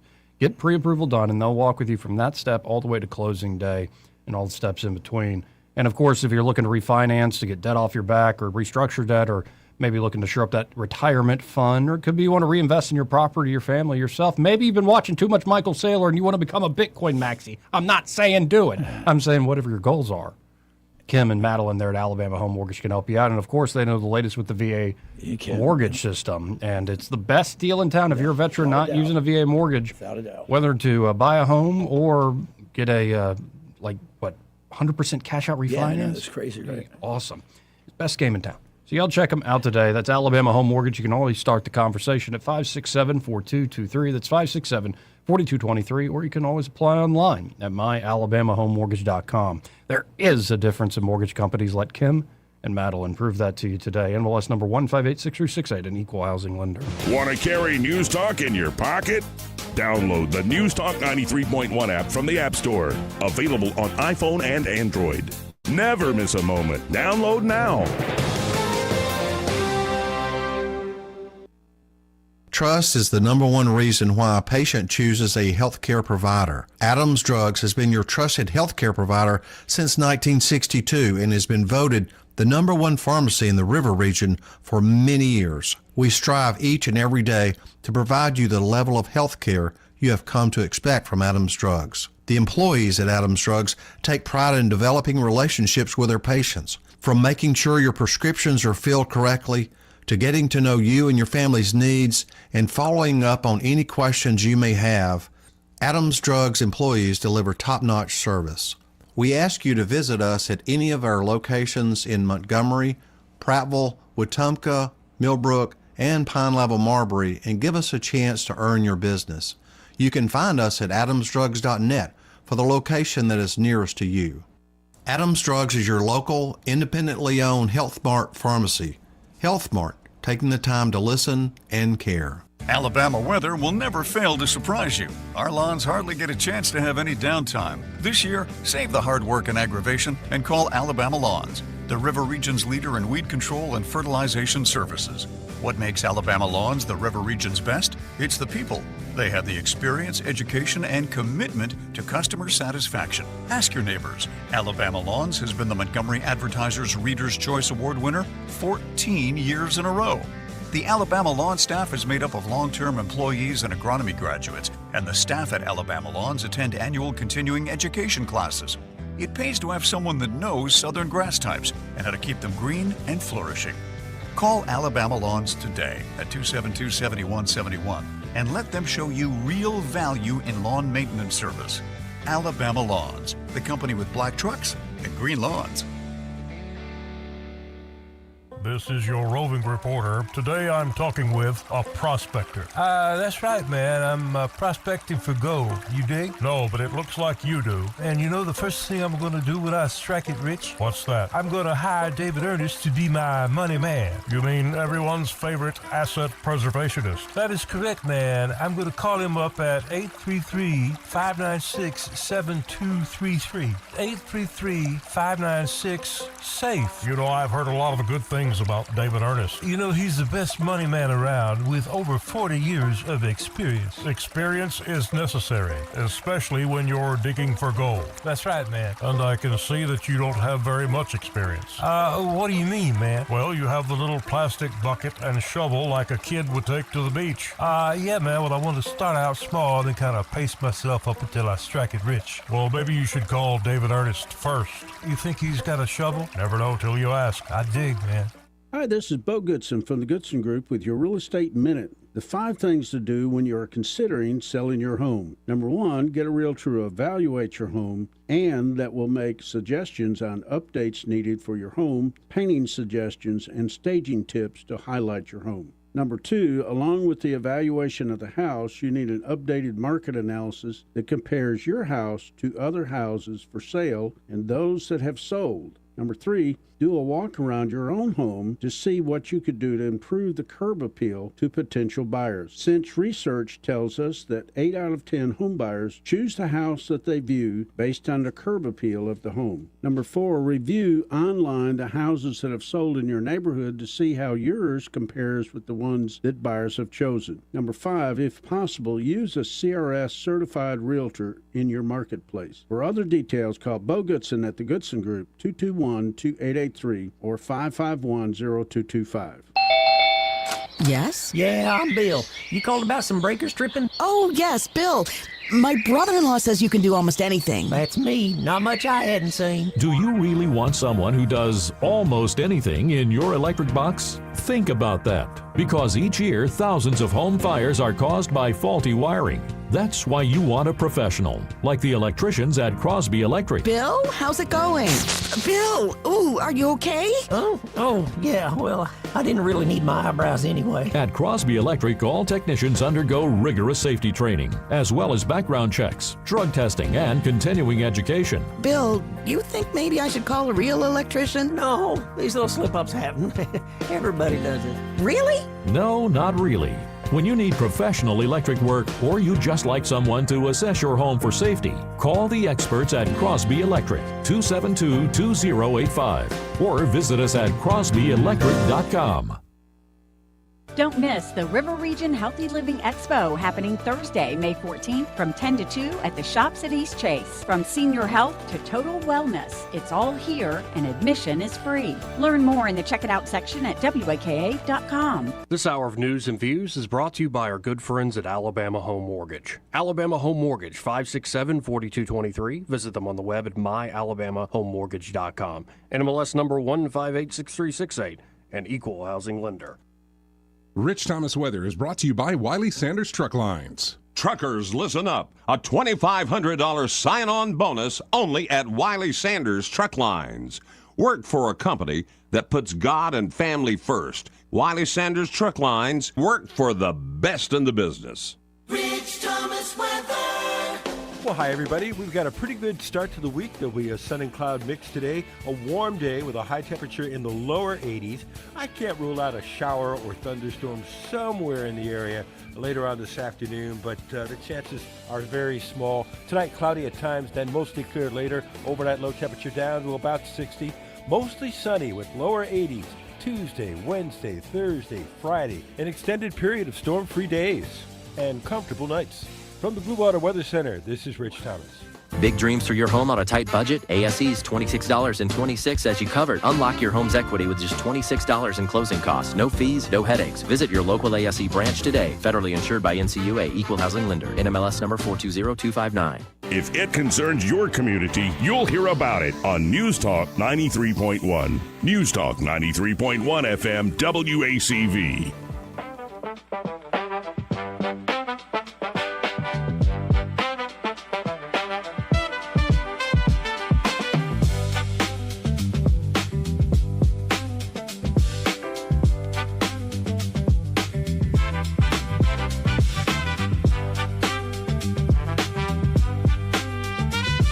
Joey Clark. Welcome back, folks. I'm your host, Joey Clark. Again, in studio alongside Troy and I, we have Dr. Stuart Tankersley. He's a candidate to be the Republican nominee for lieutenant governor in the general election in November. And if where we left off, you wrote a great op-ed on a last-second move that was made by the Alabama legislature that essentially gives a lot of monopoly power to certain institutions in rural health care, essentially be able to write their own rules, write their own ticket. But that's my general takeaway. But what did the legislature do? Why is this so well, this sneaky? is massively important. Part of the big, beautiful bill last July was $50 billion carved out for rural health care. And Alabama, because of its the governor's, whoever she put in charge of that committee or entity to come up with the plan for using it, which they had to submit to HHS. It was so weak that we got the least of the people around us, the states around us. And this is all, you can hear Senator Larry Stutz said this on the Senate, all this on the Senate floor. It was appalling. The bill came to the Senate from the House Judiciary Committee. Why would it come from the Judiciary Committee? Because in the bill, they were asking for monopolistic power, the right to reject competition from people, from others, the small guy in the local rural areas, so that the big entity, and we'll see if it's UAB and the Hospital Association with these big entities like UAB or Huntsville Hospital or I don't know if South Alabama or not. But by the way, South Alabama, I want to brag about them in a minute. But these big entities are now going to be able to have monopolies in rural Alabama to provide the care, supposedly, and it's going to be $203 billion for 5 consecutive years, over $205 million, so it's going to be over $1 billion over 5 years. And that money's just going to get sucked up into the big machine in Birmingham. Sure, they're going to be doing some stuff on the local levels, but UAB was clearly the dominant mule during COVID, and they did not do us any favors, hardly any favors. And they were one of the original sites for remdesivir development and remdesivir, and it's just we need to get back to a different system because clearly the intent has been to break the system so that we have this dominant bureaucratic, government-led healthcare system, despite the costs and the death and destruction associated with it. And so people ask, why is Alabama one of the 10 states that's not expanding Medicaid? And those hearings that Senator Johnson had are very, very insightful in explaining how destructive they are for the people, and especially those that Medicaid was designed for. They go to the back of the line every time because the states get paid more by one of these young healthy workers. I think there were 42 million on the rolls that were expanded. It's just everything about it, the incentives were all wrong, but if you understand the purpose of it, you understand why. And I think that, honestly, this is an example of how the legislature is blind to what the game really is, because I can't conceive of Garland Gudger and other people like him going along with it if they really had been trained and understood, listened to people that were telling them how the system's rigged. And that's what I would do for healthcare, for me, or, got other people in other industries that could come alongside and help them understand why the big mules are seemingly giving you the only answer when, in fact, that's rarely the case. But by the way, as a side note, and I do not want to go down another rabbit hole like this, but monkeypox, this new virus, hantavirus, all this stuff, it's this gain of function's got to end. And what Robert Redfield, who was the former CDC director who's been fighting Fauci for decades against gain of function, he said 2 years ago that, I think it was 2 years ago, maybe 3, that they have 80-something in the hopper to be unleashed, and that is a frightening statement from a man from his stature and integrity. He has admitted now that he clearly is against any of these COVID shots. The platform, the technology was just wrong from the start, and even though he and his wife got him, he's talked about his wife being injured by him and everything, and so Blue Cross, the power brokers, the hospital association, we got answers. We need them. By the way, we need UAB to be a booming success, but we just don't need it on the backs of the citizens. Amen. And their freedoms. And, UAB has been called the house that Lister built. It was he was my, in effect, great uncle, who was Lister Hill, who was the senator in charge of the health committee. And as the story goes, when UAB was getting off the ground in the 50s and 60s, he would give a grant to UAB and a grant to Mayo Clinic, a grant to UAB, a grant to Harvard. And that's what built UAB into the wonderful place it used to be, at least. And I love the care that patients can get there, potentially, but the politics at the top of the whole structure have got to be reconfigured now, to benefit everybody. I've got to ask you about, because we've definitely talked about your work there on the vaccine working group during COVID and much of what happened during COVID. But what have you maybe carried with you in life? What did you learn from your time there on the Alabama Ethics Commission? What did you learn about this place? Yeah, that's right. 2013 through 16, and the timing, 30-second background. Yeah. In 2010, when the legislature went from two houses, both houses being Democrat, to supermajority Republican.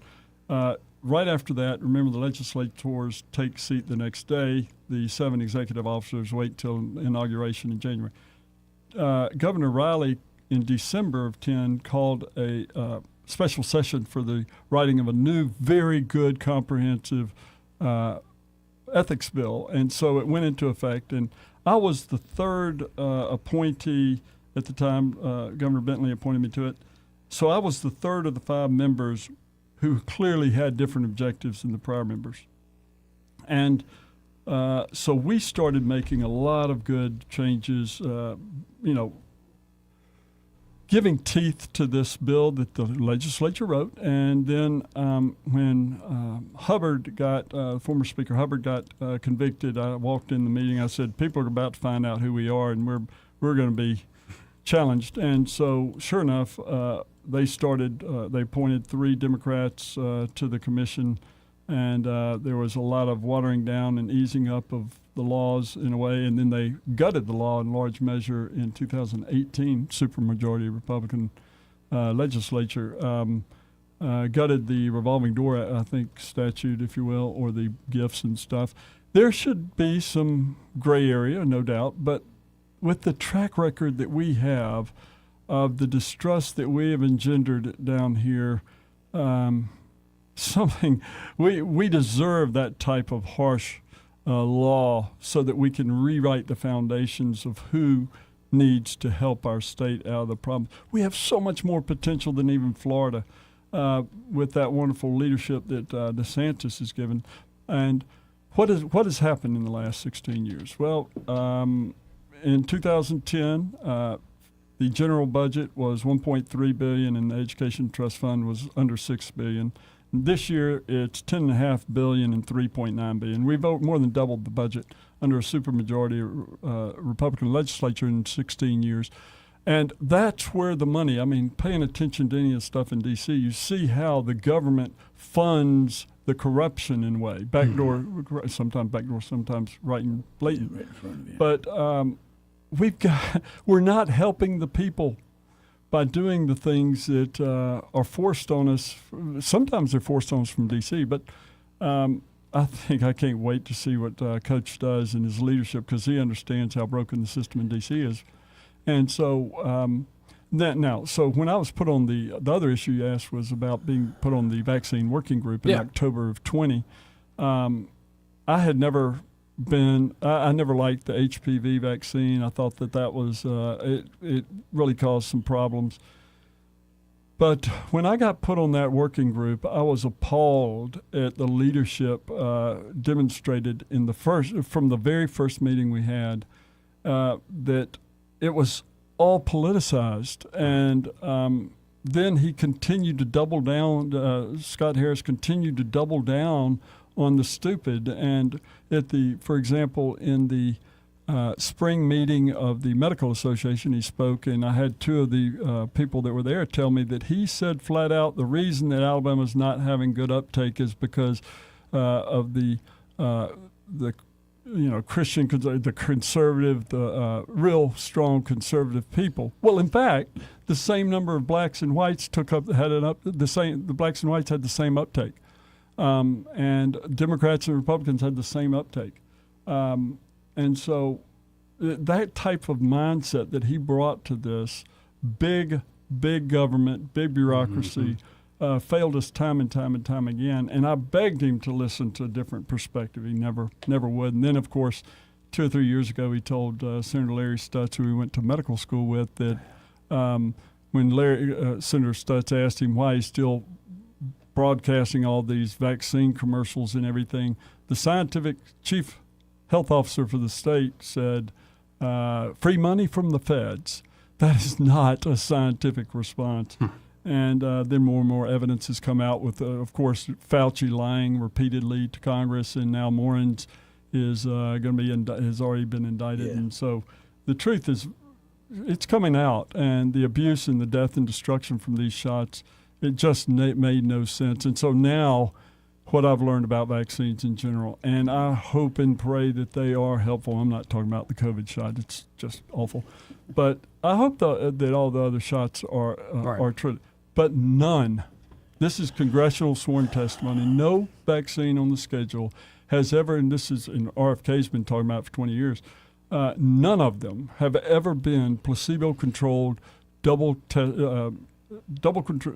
blinded, placebo-controlled studies over time. Yeah. Like the hepatitis B vaccine that we jabbed these young children right out of the womb with, one of them had a 4 or 5 day trial.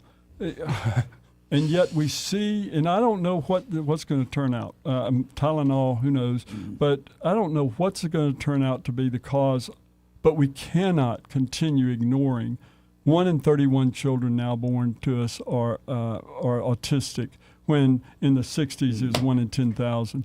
And in California, for every black boys, 1 in 12.5 are diagnosed autistic. This is not a testing issue. This is a real neurological degradation that we've got to find the cause for, whether it's vaccines or not. I hope it's not vaccines. I hope that they are proven to be safe and effective. But the whole thing, we just need dialogue, and we haven't been allowed to have it. Colonel, what about the 1, 2, 3, and 4 versions of the anthrax shot that the Army gave us? And they came out and said, don't give 2 or 3 and 4. Well, too late, I already got it. I laugh because vaccines are very, very nebulous in the way they work, but your numbers do not lie. This ain't a testing issue. We have a full-blown crisis. Speaking of which, what's your thoughts on mental health? You know, I'm champion of mental health for our veterans, for suicide. Absolutely. How do you address that? What are your thoughts on that? Yeah, I think that these young men, in particular young men and women, but mostly young men, who have really, you see the heart of the culture when you have these young men. And I was there, you were there with these guys on the front line, where sometimes they're incentivized for education or whatever to get out of a bad spot or whatever, but they really do, or they used to when I enlisted, understand that there is a higher purpose, and that's trained into you, into the soldiers. Yeah, the profession. And I think that they've gotten off message on that the last 10 or 15 years. To have pride in our country, to have pride in what we stand for. We were designed and developed as a Christian country. And on touching on that, Jonathan Edwards was the famous preacher in the 1700s, and he was killed by the smallpox vaccine. Yes, he was. And I talked to Peter McCullough and John Leake about their book that came out a year and a half ago about vaccines. They've tragically become a faith system, and it's hard to get people. And it was hard for me.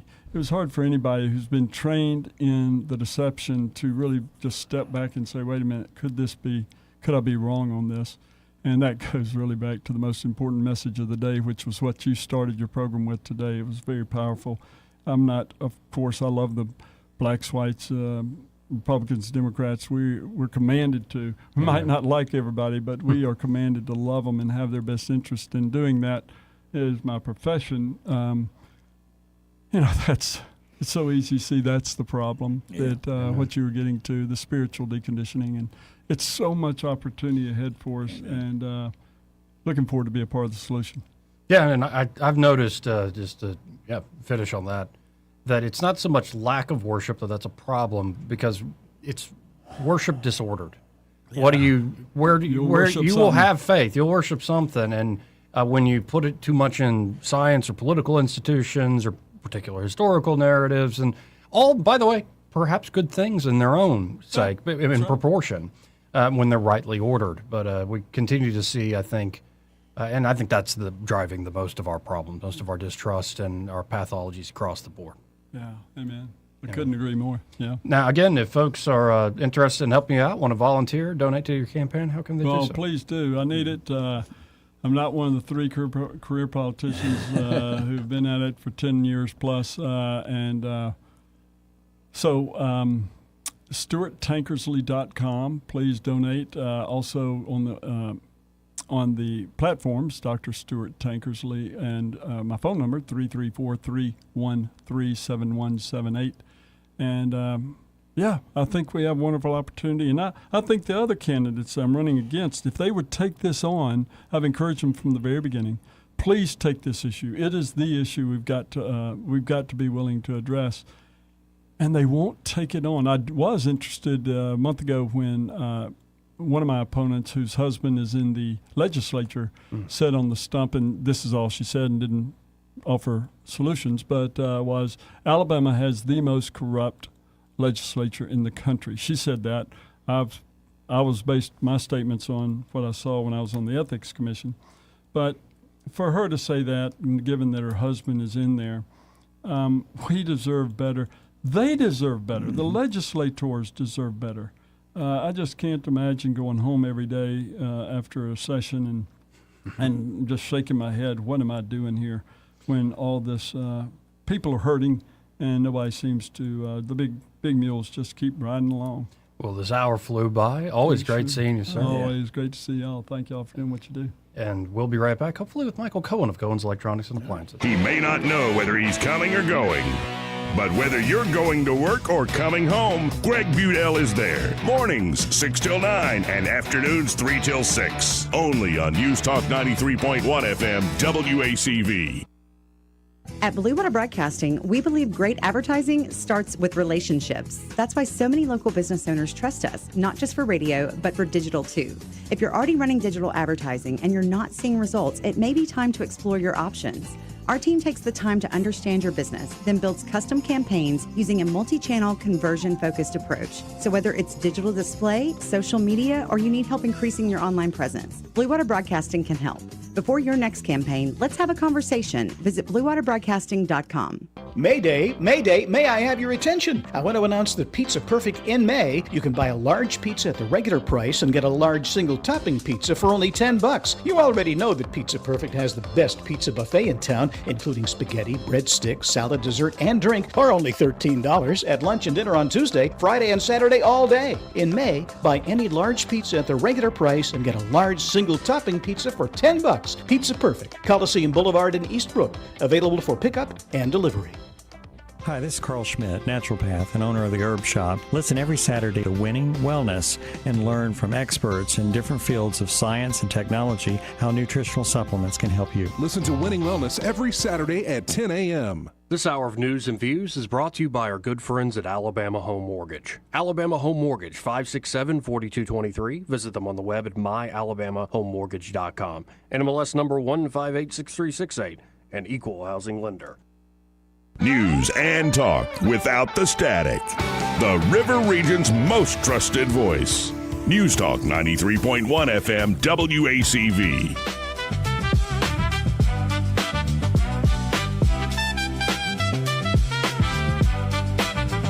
Joey Clark. Welcome back. Let's go right to the phones and talk to Michael Cohen with Cohen's Electronics and Appliances. Hey, Michael, how you doing today? I'm doing great, Joey. How are you? Oh, I'm pretty good. It's fun hanging out with Troy Carrico here. Just talked to Stuart Tankersley. Got another candidate, Case Dixon, running for Congress, coming up. So I'm busy today. But that's wonderful. Now, are you all busy there at Cohen's? What's going on there today? I tell you, my delivery and my service people are humping it. We're having a little lull right now, which kind of, we can catch up on all the stuff we should have been doing. But, you got a choice of doing paperwork or waiting on a customer. Everybody's jumping for the customer.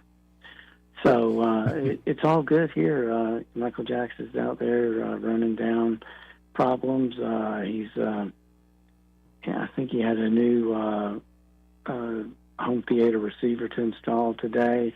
And you had a couple of service calls to go along as well. So it's going to turn out to be a good day. I love hearing that. And folks, just as a reminder, great products there at Cohen's. They're not going to be beat on price, but they'll always win. They're always going to beat the competition when it comes to service, including service after the sale, even many moons later, even years later at times. Cohen's is there. They'll take your call. You can always call them up at 277-8890 if you already know what you need help with, what you're looking into. But I'd encourage you to get by there, actually see the TVs, the brand new audio equipment, the furniture. Really, I've got to see those beanbags here soon. You got to see it in person. And, of course, if you're looking on the appliance side of the store, new fridge, new washer dryer unit, they got your back there too, as well as that delivery and, again, that service. So y'all check them out today. You can always go to thinkcohens.com. Or, like I said, just stop by. 2515 Eastern Boulevard here in Montgomery. They're open 9 to 6 Monday through Friday, 9 to 4 on Saturdays. And find Michael there and be like, hey, I heard you on that radio show with Joey. Joey and Troy. No Eddie. But that's okay. He'll show up. Yeah, today he said it's realtor day for him. Monday's a hard day for him, I'm guessing. Yeah. Mm-hmm. Well, I mean, that's good that he does actually work. Because normally all I see is pictures of sunsets at the lake. Yeah. It's got to be tough somewhere. Have you seen his dance? Have you seen his latest dance video? No, and I'm make okay sure. to I'll miss make sure on that. Friday he shows it to you. Okay. By the way, realtor is my favorite word to say wrong. Realtor. Realtor. It drives folks nuts. Realtor. Real. He's a realtor. My sidekick. All right. Well, y'all come see us, ask us some questions, let us ask you some questions, and Yes, let us sir. help you make the right choice for whatever your needs are, appliances or electronics. And have a great day. Enjoy a day without rain. Amen. Amen, brother. Appreciate you, Michael. Take care. Again, that's Michael Cohen with Cohen's Electronics and Appliances. I'm a customer. A lot of family members are Happy customer customers. at that, They yeah. do great stuff there. So how about this? Let's hit our top of the hour break Sounds early. good. We'll come back. We have Case Dixon. Of course, he is running for Congress in District 6. And we had Gary Palmer on last week. Good to have Case here in the studio this week. And we'll get into all the stuff, especially with the redistricting that just happened. Like, there's plenty to talk about. Be right back.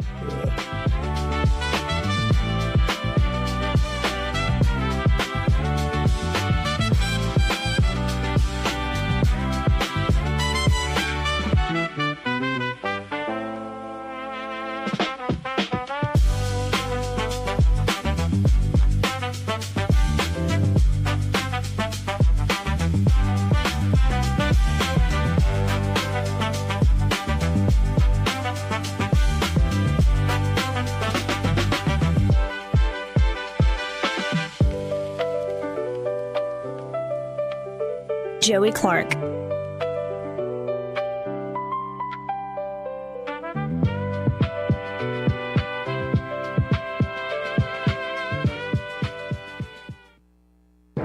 Broadcasting from the Riverside Chevrolet Master Control Center, this is WACV Cusada, News Talk 93.1 FM. When it's Chevy, it's Riverside. With SRN News, I'm Bob Agnew in Washington. President Trump says the Iran ceasefire is now on life support after he rejected Tehran's latest proposal to end the war. He told reporters today that the Iranian leadership is crazy and that there's no way he's going to allow them to develop a nuclear weapon, something upon which they continue to insist. Also at srnnews.com, a United Nations body has changed the number of projects when it comes to so-called climate change are being forced to ramp down some of their previous estimates. Policy initiatives such as the science-based targets are adjusting rules to reflect reduced urgency for drastic emissions cuts. New U.S. migration trends show Americans leaving high-cost Democrat strongholds for Republican-led Sunbelt states in recent years. Since 2020, California, New York, and Illinois have seen the largest net population losses. This is SRN News. Hey, I'm Kirk Cameron. Is health insurance eating up your budget for 2026? If you're looking for ways to better steward your finances, consider this: Christian Healthcare Ministries. It's a health insurance alternative at half the cost. Join CHM today by visiting chministries.org/wellness. While insurance companies tell you when to join, what to pay, and where to go, CHM is different. As a ministry, CHM allows you to share the burden of medical bills with other Christians. You can enroll, switch programs, or leave at any time. Christian Healthcare Ministries. It's a world of difference. CHM has 4 flexible programs. You can pick any certified doctor, surgeon, or hospital that you want for eligible care. So make the switch. Take your paycheck back from health insurance this year. Join CHM today by visiting chministries.org/wellness. That's chministries.org/wellness. Rich Thomas Weather is brought to you by Alabama Wholesale Lumber. It's more than just great prices on lumber. From Trex decking to energy-efficient windows and Tamco shingles, Alabama Wholesale Lumber has it all. Rich Thomas Weather. Well, hi, everybody. We've got a pretty good start to the week. There'll be a sun and cloud mix today, a warm day with a high temperature in the lower 80s. I can't rule out a shower or thunderstorm somewhere in the area later on this afternoon, but the chances are very small. Tonight, cloudy at times, then mostly clear later. Overnight low temperature down to about 60. Mostly sunny with lower 80s. Tuesday, Wednesday, Thursday, Friday. An extended period of storm-free days and comfortable nights. From the Blue Water Weather Center, this is Rich Thomas. 1819 News. Republican Senate primary candidate Jared Hudson says there's a Washington, D.C. political action committee that is getting very nervous about his bid to be Alabama's next U.S. Senator. Hudson says that the American Values First PAC has launched campaign attack ads against Hudson and his run for the U.S. Senate seat here in Alabama. Hudson says his message must be resonating since these shady out-of-state groups are now spending money within the state on ridiculous claims. Hudson reiterated that he supports strong border security and the passage of the Save America Act, and this seems to be what is causing Washington insiders to panic. Hudson says this type of effort from an outside PAC is insulting to Alabama voters who are smart enough to see through the nonsense. I'll be back with more Alabama stories after this. Are you enjoying 1819 News? If so, consider joining 1819 News as a member. As a nonprofit news organization, we depend on the support of Alabamians like you. Memberships start out as little as $5 a month, and you'll get access to exclusive content only offered to our members. You'll be supporting independent journalism done by people who cherish Alabama values. Become a member today by visiting 1819news.com and clicking Become a Member. That's 1819news.com and click Become a Member today. A political action committee that is the political arm of the Business Council of Alabama has had to make a broadcast retraction after attacking Mo Brooks as he runs against incumbent James Lomax for the House District 20 seat. The Progress PAC suggested that Brooks had taken part in insider stock trading on radio ads that they created. Progress PAC has now had to issue a retraction ad on the very same radio stations where the first ads were aired. Another safe haven baby box is coming to Alabama. The latest installment will be at the Sylacauga Fire Department. The City Council of Sylacauga approved this effort with a unanimous vote.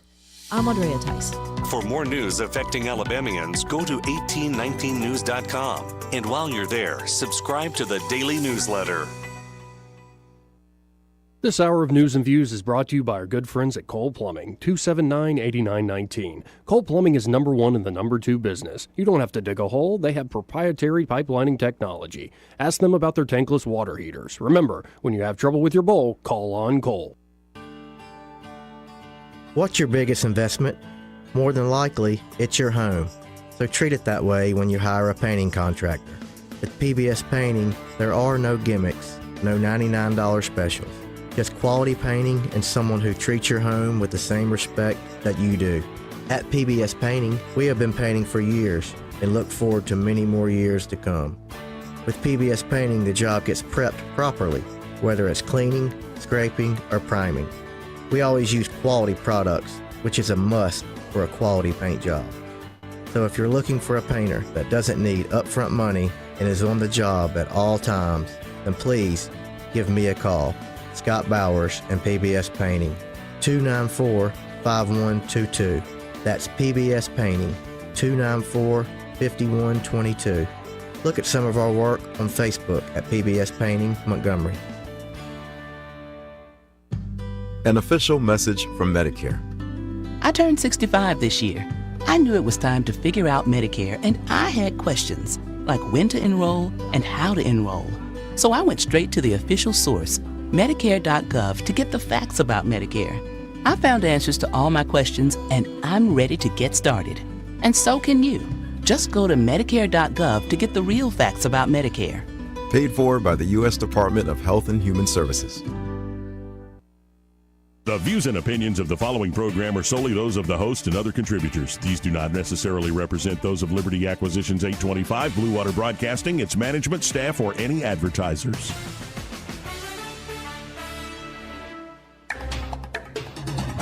It's time for Montgomery's conversational radio show. It's News and Views on News Talk 93.1 FM. To join the conversation, call 272-9228.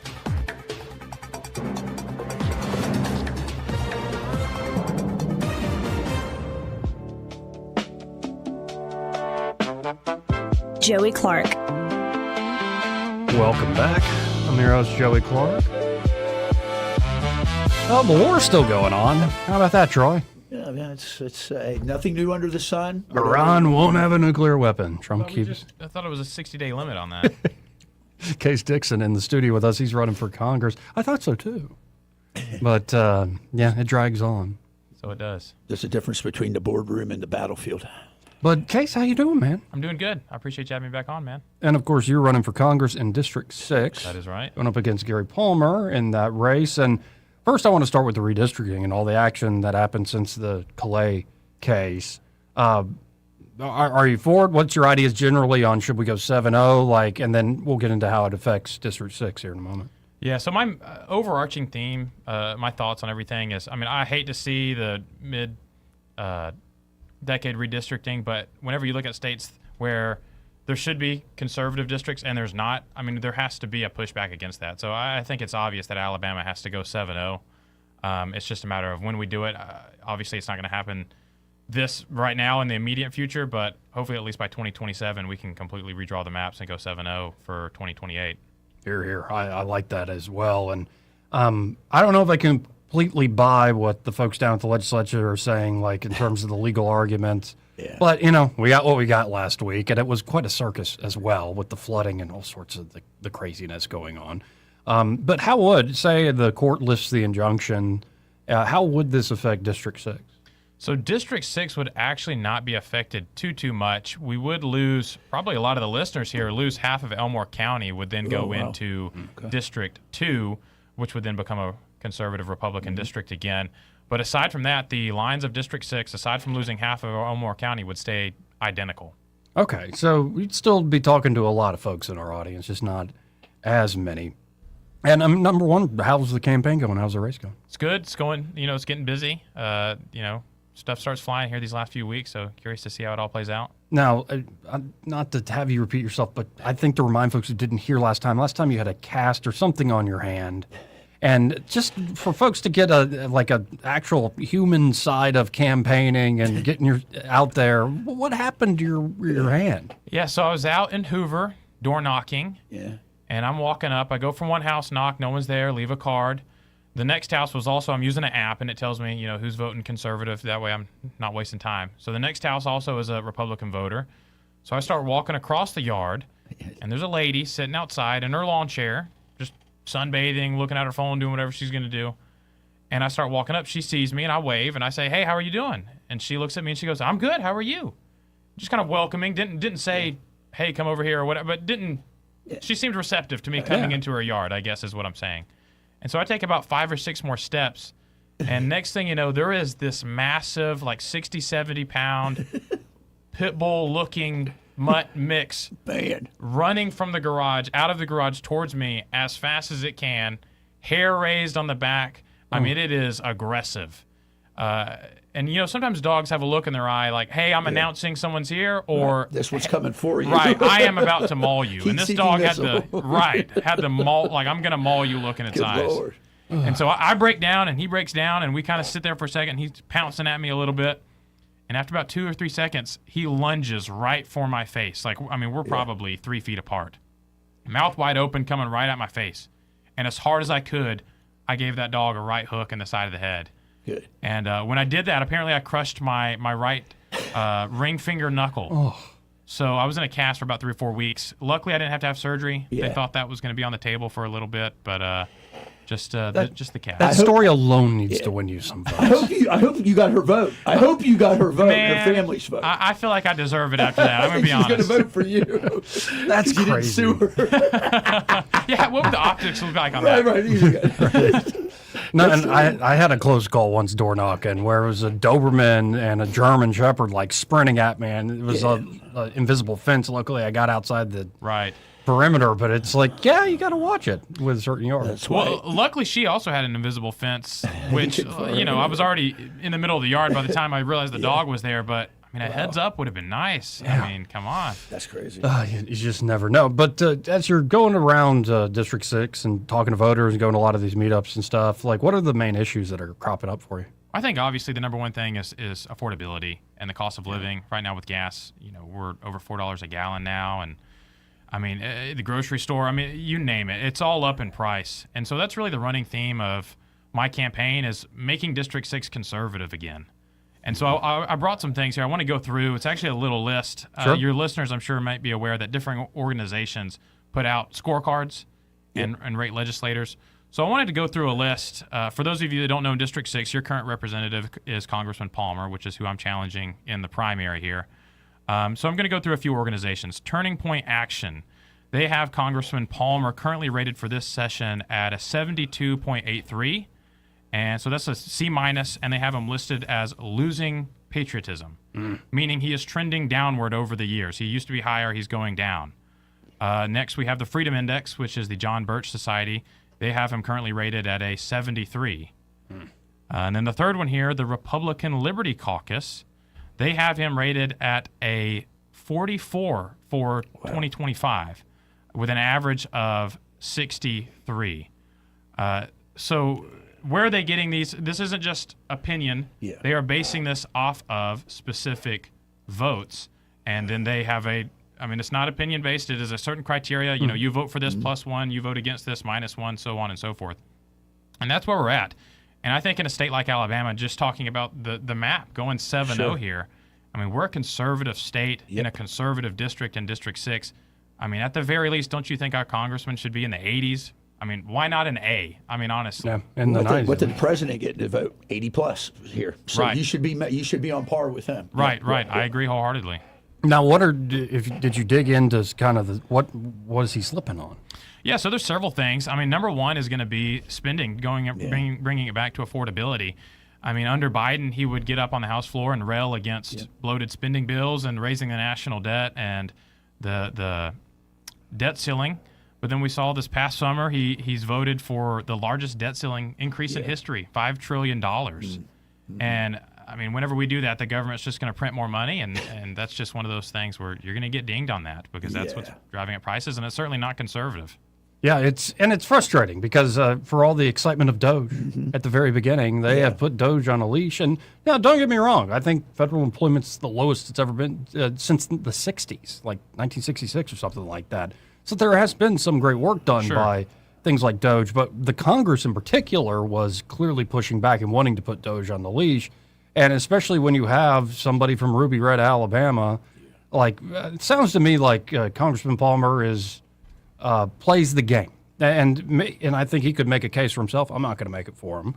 Of why he's made particular votes and why he's done certain things, but it's frustrating as heck to see a guy who I think kind of is conservative. Then when it comes time to vote on something like a debt ceiling, like, well, you got to play with the team. Right, and that's, I've pegged him on my social media. I've gone with the nickname Status Quo Gary, if anybody follows me on social media. And I feel like that's very fitting because, like you just said, I truly do think maybe in his heart he's a conservative guy, but we've seen many times that Washington likes to work against the interest of the citizens whenever we're not paying attention. And if they say jump, he says how high.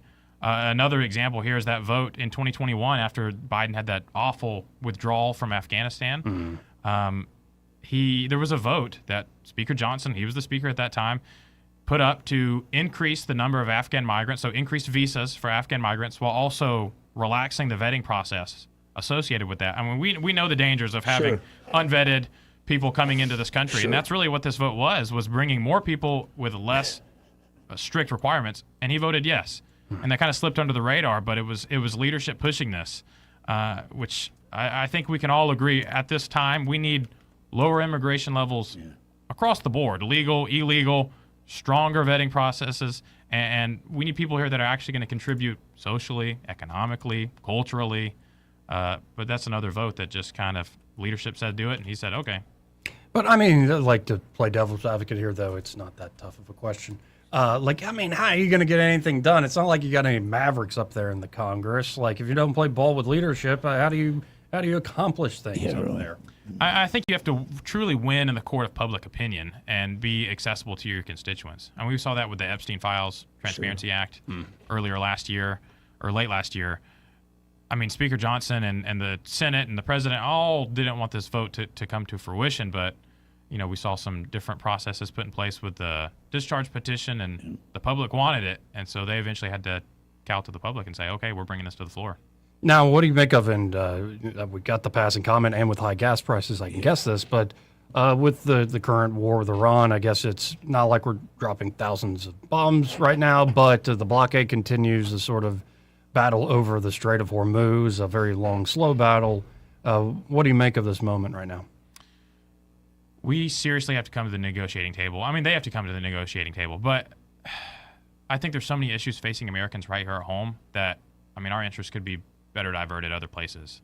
I'm not so sure this war was the best idea to begin with. With our national debt, $39 trillion. We already talked about the price increases and, healthcare costs. I mean, everything, you name it, through the roof. With the SAVE Act, we haven't even passed the SAVE Act yet. I mean, we've got much bigger priorities, I think, than really just diluting our interest across the globe. Yeah, and our financial guy, Austin Branco, said this earlier, and I think he's right. Even Trump in some of these press conferences seems to be tired of this war. Well, I'm sorry, I don't mean to cut you off, but I driving over here, I saw a tweet from Don Jr., and I want to read this to you from April 13th, 2024. So we're talking just over 2 years ago. And Don Jr. put out a tweet, "Remember when they said Trump would get us into a full-blown war with Iran? Times like this should make us realize how lucky we were to have Trump, his strength, and his resolve." So, and look, for some of your viewers, they might be thinking, "Oh, this guy's just a Trump hater."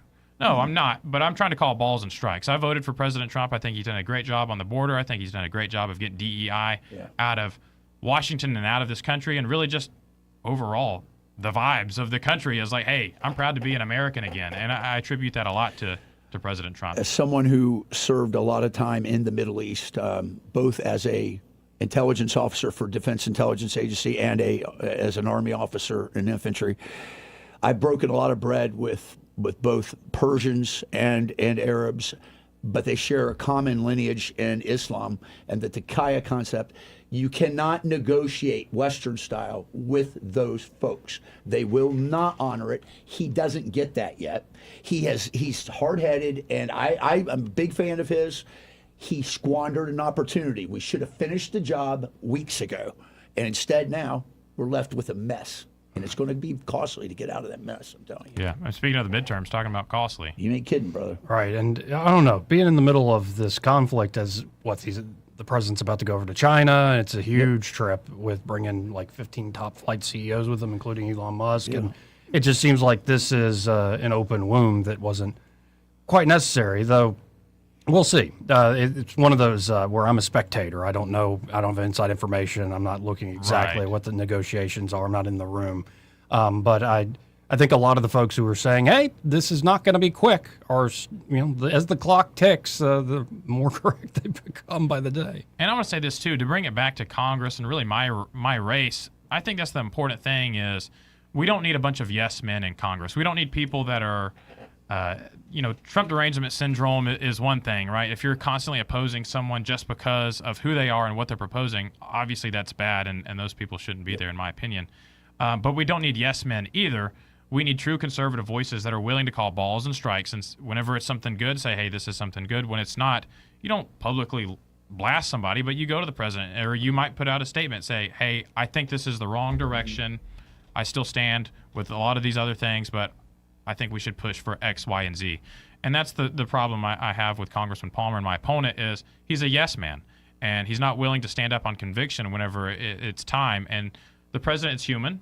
He's not going to be right all the time, and he needs strong people around him that can urge him in the more conservative direction whenever the time calls for it. But are you ready for the Marjorie Taylor Brown? Green turns to brown when he does. I mean, and, of course, Thomas Massey's getting the horns right now with his reelection campaign.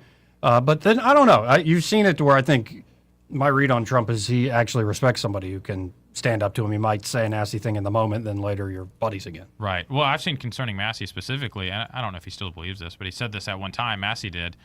He said that he really doesn't think the president dislikes him that much. He just doesn't want other people to stand up in the way that he has. So he's trying to instill fear in all of his colleagues, which I think there could be an element of truth to that. I think there's a lot of truth to that. Again, folks, we're talking to Case Dixon. He is running for Congress in the 6th district here in Alabama. Even if the maps, we go back to the 23 map, pretty much the same district, lose about half of Elmore County, as you said. But if folks are listening and want to support you, want to volunteer, donate money, how can they do so? Yeah, they can go to my website. You can do casedixon.com. Or you could do DixonForUSCongress.com. Now, just to remind folks, why'd you get into politics, and how did you come by, say, this conservative point of view? And also, conservative to the point of let's have some independent thought here. Politics isn't just purely a team sport. Right. I attribute all of it to my upbringing. I was homeschooled growing up, so I spent a lot of time with my family. Obviously, where was that at? Where did you grow up? Maylene, Alabama, right outside of Alabaster. Okay. But Christian upbringing, but being homeschooled really provided me a lot of opportunities to do Bible classes, and so it really gave me a strong foundation, I think. And then as far as government goes, I mean, it's been, you can really attribute that somewhat to homeschooling, but you can see how government isn't always the solution and that people need choices. Not to say that you have to homeschool. No, I would advocate for homeschooling. But the point is that we know better than the government. The government is made up of fallen human beings that are sinners, and to think that a certain government is perfect, whether it's our government, another nation's government, whatever it may be, the main thing is that God is the ruler of your life, and that's who we make our appeal to. I see your flag over there, an appeal to heaven. And so I think it's important that we remember that, and that's really where I think all of my views kind of start from. No, and I've been saying over and over again since my recent reversion that I think the true battle is the spiritual. It's the prayer every day as much as you can. So we have that discernment when it comes time to those tough decisions on the practical level, whether it's political or other matters in life. You at least have that true north there in your mind and in your heart. And I think to broaden that out, do you think there is, especially folks around our age, a little older, a little younger, that there is a bit of a resurgence, a bit of a revival going on in this country? I think so. I've seen that from my personal experience. And I think what a lot of it comes down to is structure. I think there's just so much chaos out there that people are finding structure in God, in church. People need structure. People need accountability. And that's really kind of the backbone of conservatism, is that whenever you actually put responsibility on someone's life, you put these burdens on them that people typically rise to the task. But whenever you kind of say, hey, you can do whatever you want, I mean, whether it's the welfare state or whatever it may be, we see that people become dependent on that. And so, yes, to your question, I've absolutely seen that. Yeah, and it gives me hope. And it's just like I'm sitting here going, how do we work on the boomermen? And there are exceptions. I think Congressman Palmer's an exception in terms of the faith, like very strong. There are a lot of writing devotionals for years. But when it comes to like, you look at the long polling and just how many times a week do you read the Bible, it just goes off a cliff as you go past Gen X into the boomer generation. How do we reach our fathers, so to speak? Right. No, and I hope it's not a phase. I hope it, but oh, certainly I do. Things move in waves, but I pray that this generation and the coming generations I think we truly could have a resurgence in this country of going back to Christ, going back to God. But it's important that we don't let it slip away, because if we think, oh, everybody's coming back to Christ, and we just kind of, put our hands in our pockets, then we'll lose it as soon as it got here. Yeah, and, it's not very popular, I guess, on a political show, but I keep saying politics ain't going to save you, folks. Like, we can fix the debt issues. We can fix a lot of different issues, but that's not what ultimately, number one, puts your pants on in the morning, and number two, it's not what actually gives you, say, true life within you. Right. Now, I want to open it up to where if you got up there in Congress, like, is there something in particular that's just a passion project that you really wanted to work on that maybe isn't as broad as, say, something like the national debt? There's something you have had in mind, maybe it's a personal experience or business experience where you're like, you know what, I think I could really tackle this issue, and if I could get with these massive bills they pass and all this other stuff they do in committee, is there something that you have in mind you'd want to get done? There's a couple of things. I think number one, and this is really more broad and I can narrow it down, but number one is just liberty in general. I think a lot of people don't have the appetite for liberty anymore.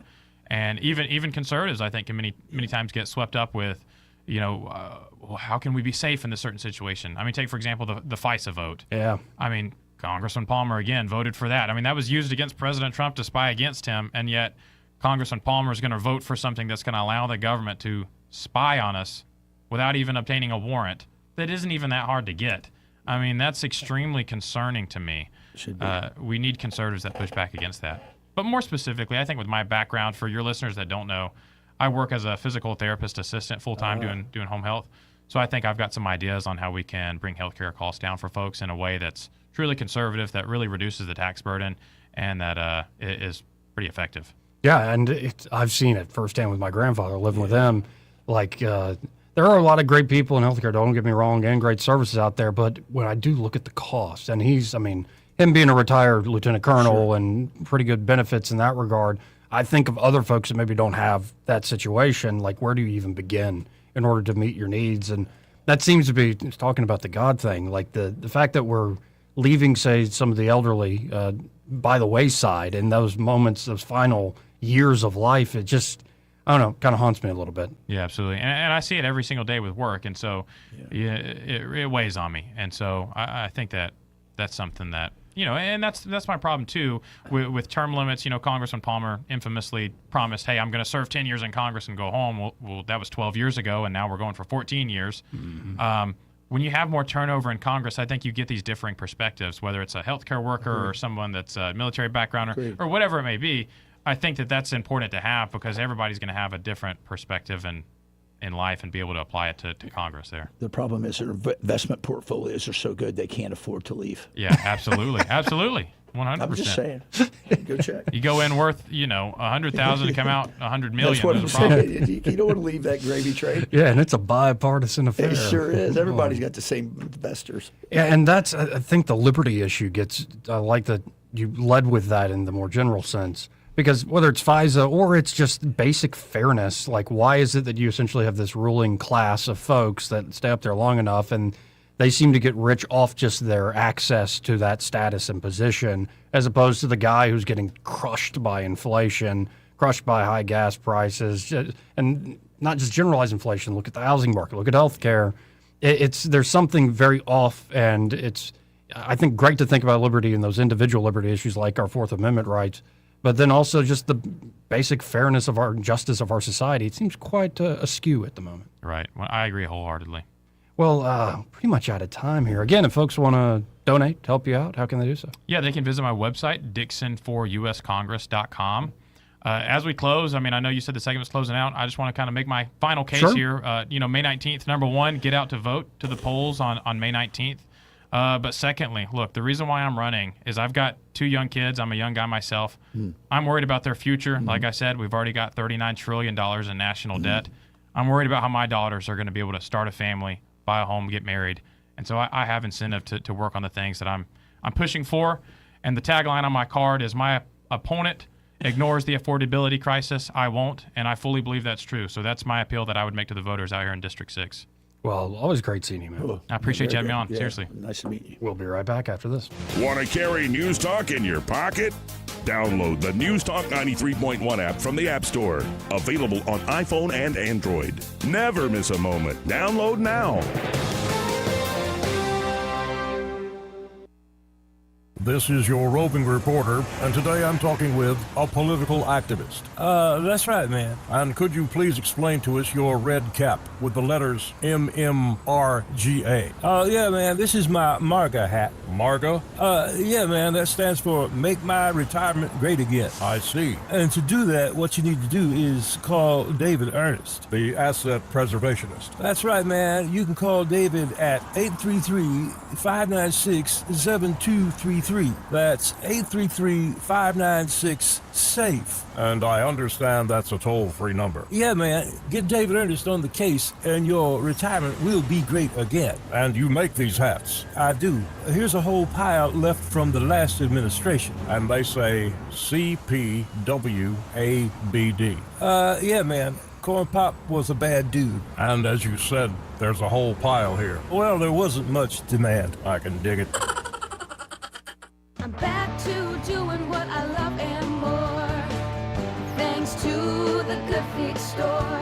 I suffered with plantar fasciitis for almost 20 years. I would try drugstore insoles and supports. If you suffer with plantar fasciitis, we know the search for pain relief can feel like a hopeless ordeal. I've been through surgeries, foot injections. I thought that foot pain was going to be with me for the rest of my life.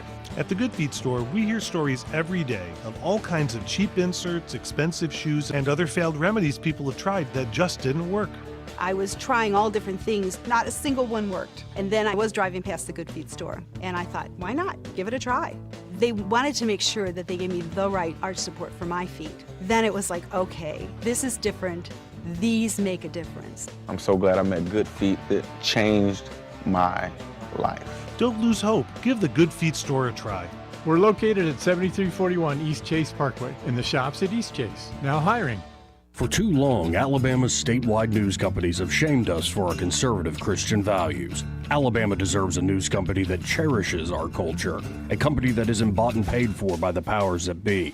1819 News is that company. Run by Alabamians for Alabamians, 1819 News celebrates what is good and beautiful about our state, while exposing those who work against our values in secret. Just go to 1819news.com to learn more. Subscribe to our newsletter. That's 1819news.com. This hour of News and Views is brought to you by our good friends at Cole Plumbing, 279-8919. Cole Plumbing is number one in the number two business. You don't have to dig a hole. They have proprietary pipelining technology. Ask them about their tankless water heaters. Remember, when you have trouble with your bowl, call on Cole. Finding great candidates to hire can be like, well, trying to find a needle in a haystack. Sure, you can post your job to some job board, but then all you can do is hope the right person comes along, which is why you should try ZipRecruiter for free at ZipRecruiter.com/radio. ZipRecruiter doesn't depend on candidates finding you. It finds them for you. Its powerful technology identifies people with the right experience and actively invites them to apply to your job. You get qualified candidates fast. So while other companies might deliver a lot of hay, ZipRecruiter finds you what you're looking for. The needle in the haystack. See why 4 out of 5 employers who post a job on ZipRecruiter get a quality candidate within the first day. ZipRecruiter, the smartest way to hire. And right now, you can try ZipRecruiter for free. That's right, free at ZipRecruiter.com/radio. That's ZipRecruiter.com/radio. ZipRecruiter.com/radio. ZipRecruiter. Rich Thomas Weather brought to you by M&M Outdoors. Book your stay today at MNMCampground.com for relaxation at its best. It's easy to find and hard to leave. M&M Outdoors, your home away from home. Rich Thomas Weather. Well, hi, everybody. The rain chances are very small as we go through the evening hours tonight. Most towns will stay dry, I think, with the overnight low temperature in the upper 50s. Then Alabama starts to dry out after a very wet week last week with mostly sunny skies on Tuesday, Wednesday, Thursday, Friday. We're up near 80 tomorrow, in the lower 80s on Wednesday and Thursday, and we could be in the upper 80s by Saturday. From the Blue Water Weather Center, this is Rich Thomas. Budget Floors and More has the best prices. Carpet as low as 69 cents per square foot. LVP starting at $1.29 a square foot. Sheet vinyl as low as 65 cents per square foot. And the lowest prices on flooring installation supplies. Budget Floors and More across from Delray to Publix. The River Region's first and only news talk station on FM. Live, local talk. News Talk 93.1 FM WACV.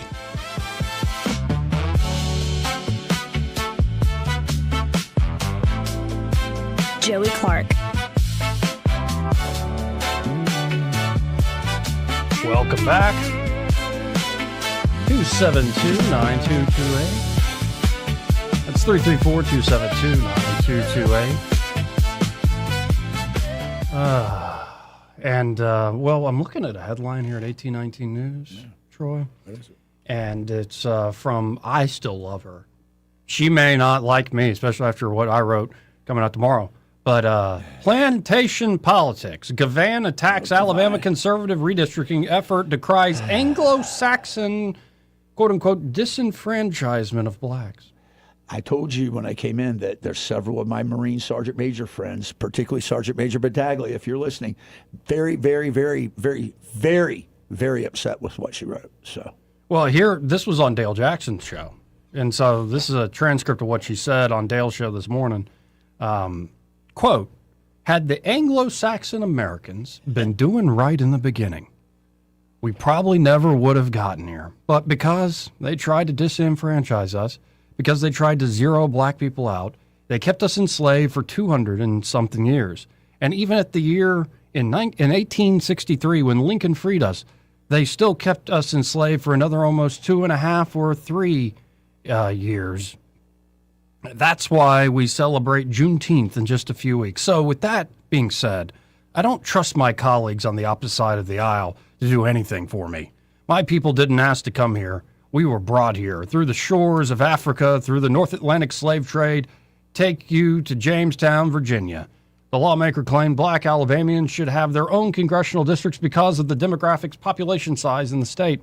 I know you are white. The bottom line is America has changed. Van told Dale Jackson. The state of Alabama has changed, and the Supreme Court in Allen v. Milligan ruled in 2023 that there are nearly 30% African Americans, black people, in the state of Alabama, and because of that, we are due representation in Congress, period. The case that the Supreme Court ruled on 2 weeks ago gutted the 65 Voting Rights Act with the pre-clearance issues that had already been chopped up and gutted in 6 with the holding decision. The bottom line is, it's plantation politics. Fascinating. But again, like her point there is like, well, this is what exactly Clarence Thomas called out, that Section 2 cases would end up being about proportional arguments. And if we believe in individual rights in this country, if you're entitled because of your race to a certain proportional political power representation, that flies against all sorts of, say, well, ideas of regarding individuals being protected, equal protection under the law, not groups. But she says this. Let me close with this. It's about numbers. Whether we will have 7-0, that means all white, red Republicans, 5-2 with Congresswoman Sewells and Shamari Figures, or we will be back to 6-1, back to at least having the Congresswoman. Gavan added, y'all do the math. The math right here ain't mathin'. Ain't mathin'? Mm-hmm. Mathin' or mathin'? Mathin'. Mathin'. Math, I-N-G. Anyway, just more from, I still love the woman. I really think she's do, an actually. interesting person. I spoke with her. I find her to be interesting. I think she has, she's, for whatever reason, doubling down to look like a leader, but I think she's probably not speaking for a large group of who she thinks she's speaking for in her demographics. Yeah, but again, I kind of want a political party that'll want to win. Not a political party that wants to hurt other people. No. But a political party that wants to win. Not people that represent their values and their point of view. And we'll see. We'll see. It'll probably go back to 6-1. But see, to me, that's what undermines a lot of the rhetoric that's now coming out. It's like, yeah, we're going back to 6-1. That was there for years. Right.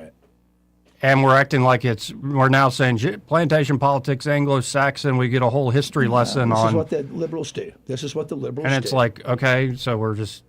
This shouldn't surprise This never anybody. goes away? Shouldn't surprise. Well, I think it'll happen. But I honestly, you said something. You said you think it's going to go 6-1. I think it's going to go 7-0. Oh, down the road. It'll go 7-0. Well, I'm talking about with.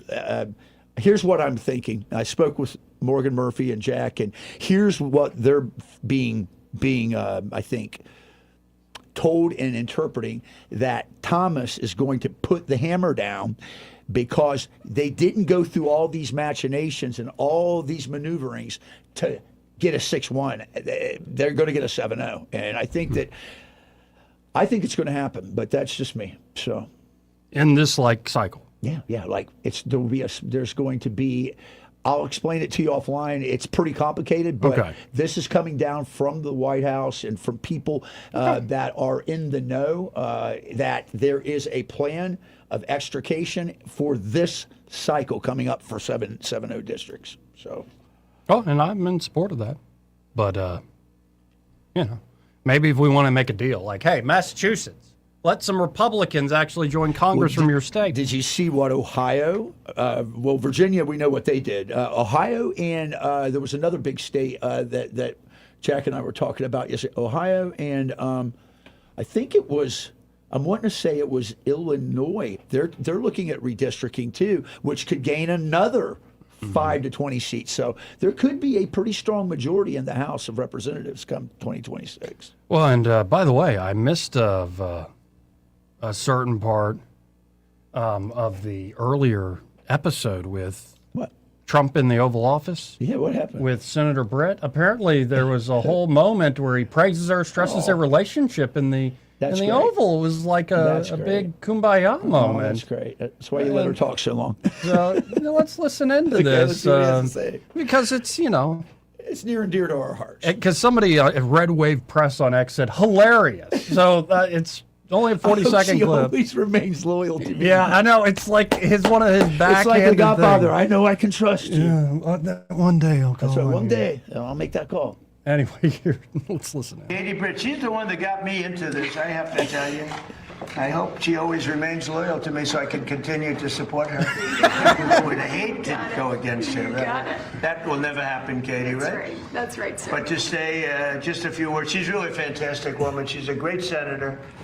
And I got lucky. I was supporting somebody else, and then I realized that the somebody else wasn't very good. And I said, who's that young woman I met that was so impressive? They say, her name is Katie Britt. I said, let me talk to her. I talked to her. I endorsed her. She won a landslide. And you've been winning in landslides ever since. So. That's a pretty That's good awesome, moment. man. But I always love his backhanded. Katie Britt, she's the one that got me into this, I have to tell you. I hope she always remains loyal to me so I can continue to support her. So I can continue to support her. I would hate to go against her. That will never happen, Katie, right? Mm-hmm. Yeah, no, there's always a little subtext of Trump. That's funny. He is That's pretty funny. He's always on. He's always just he's in constant motion. His That's a engine's good always moment. running.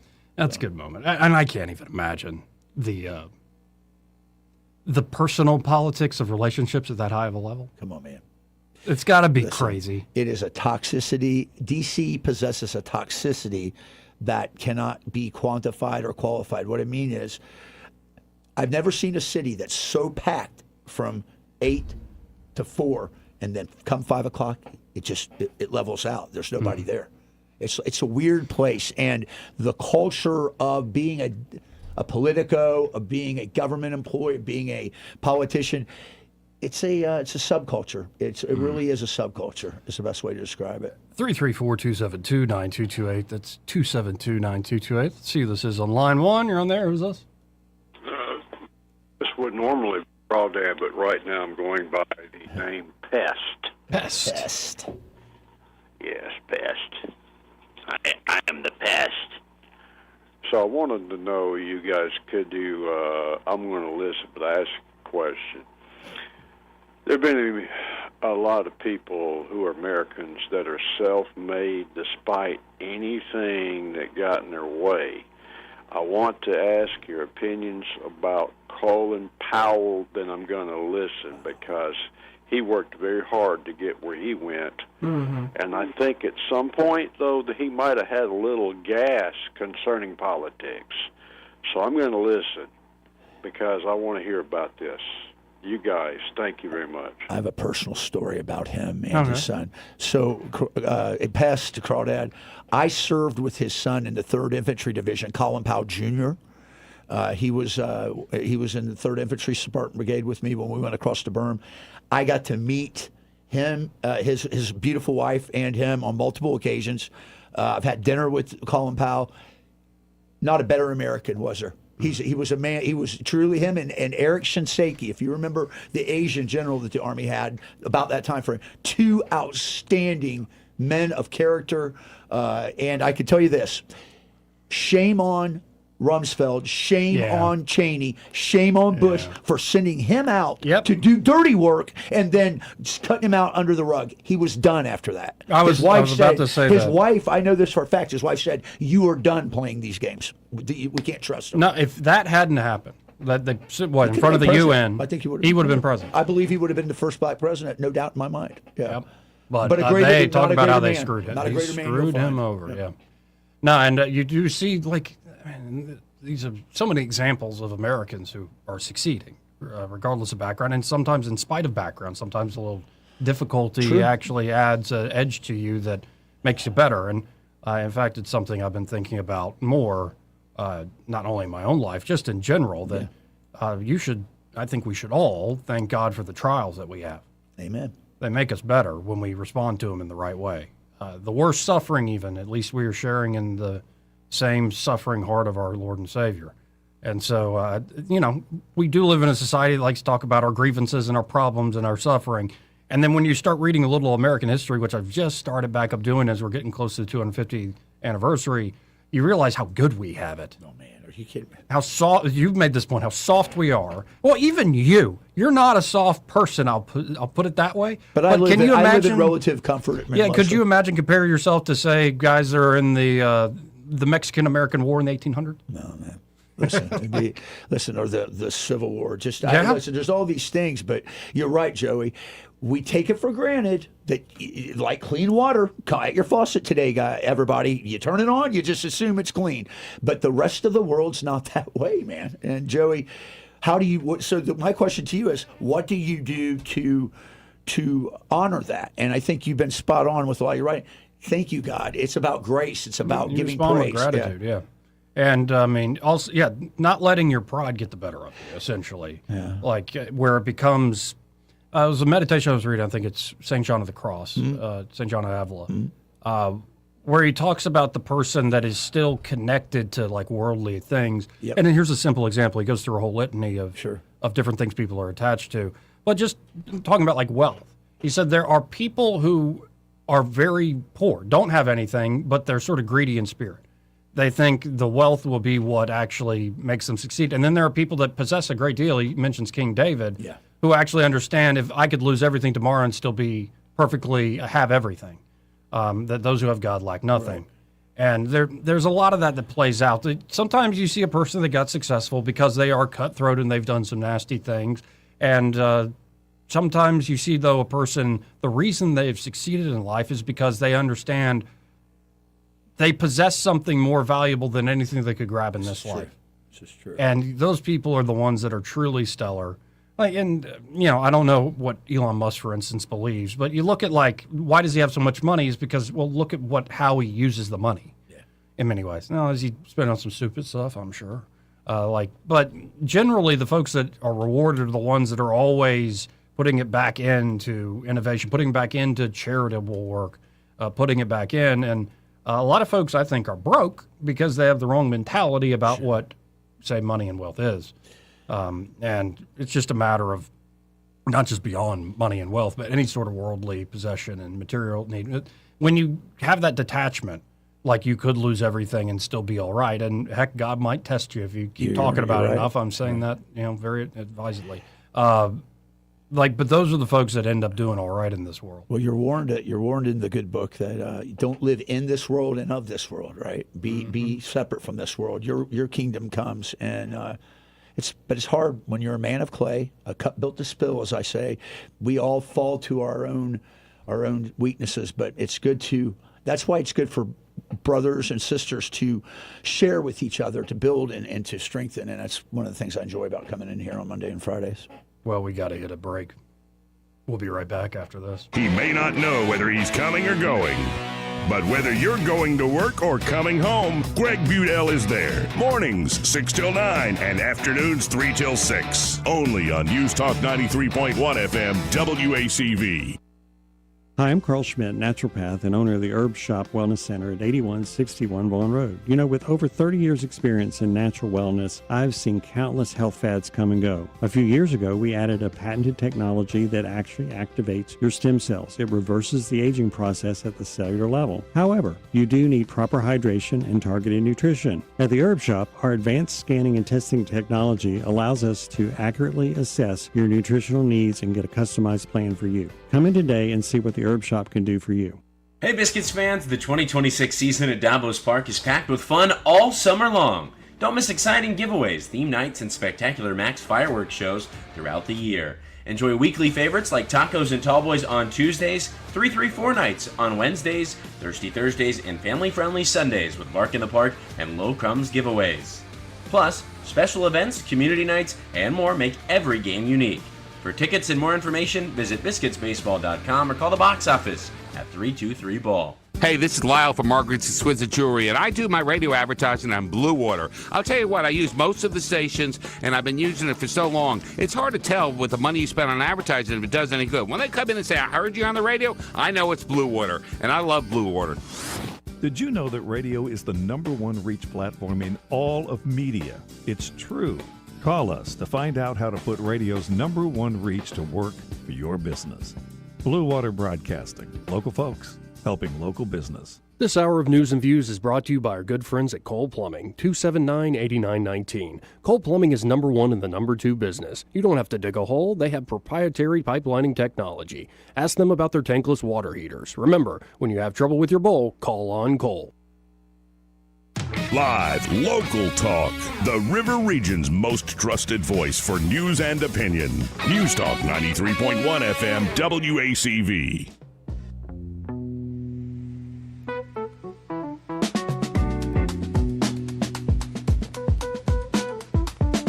Joey Clark.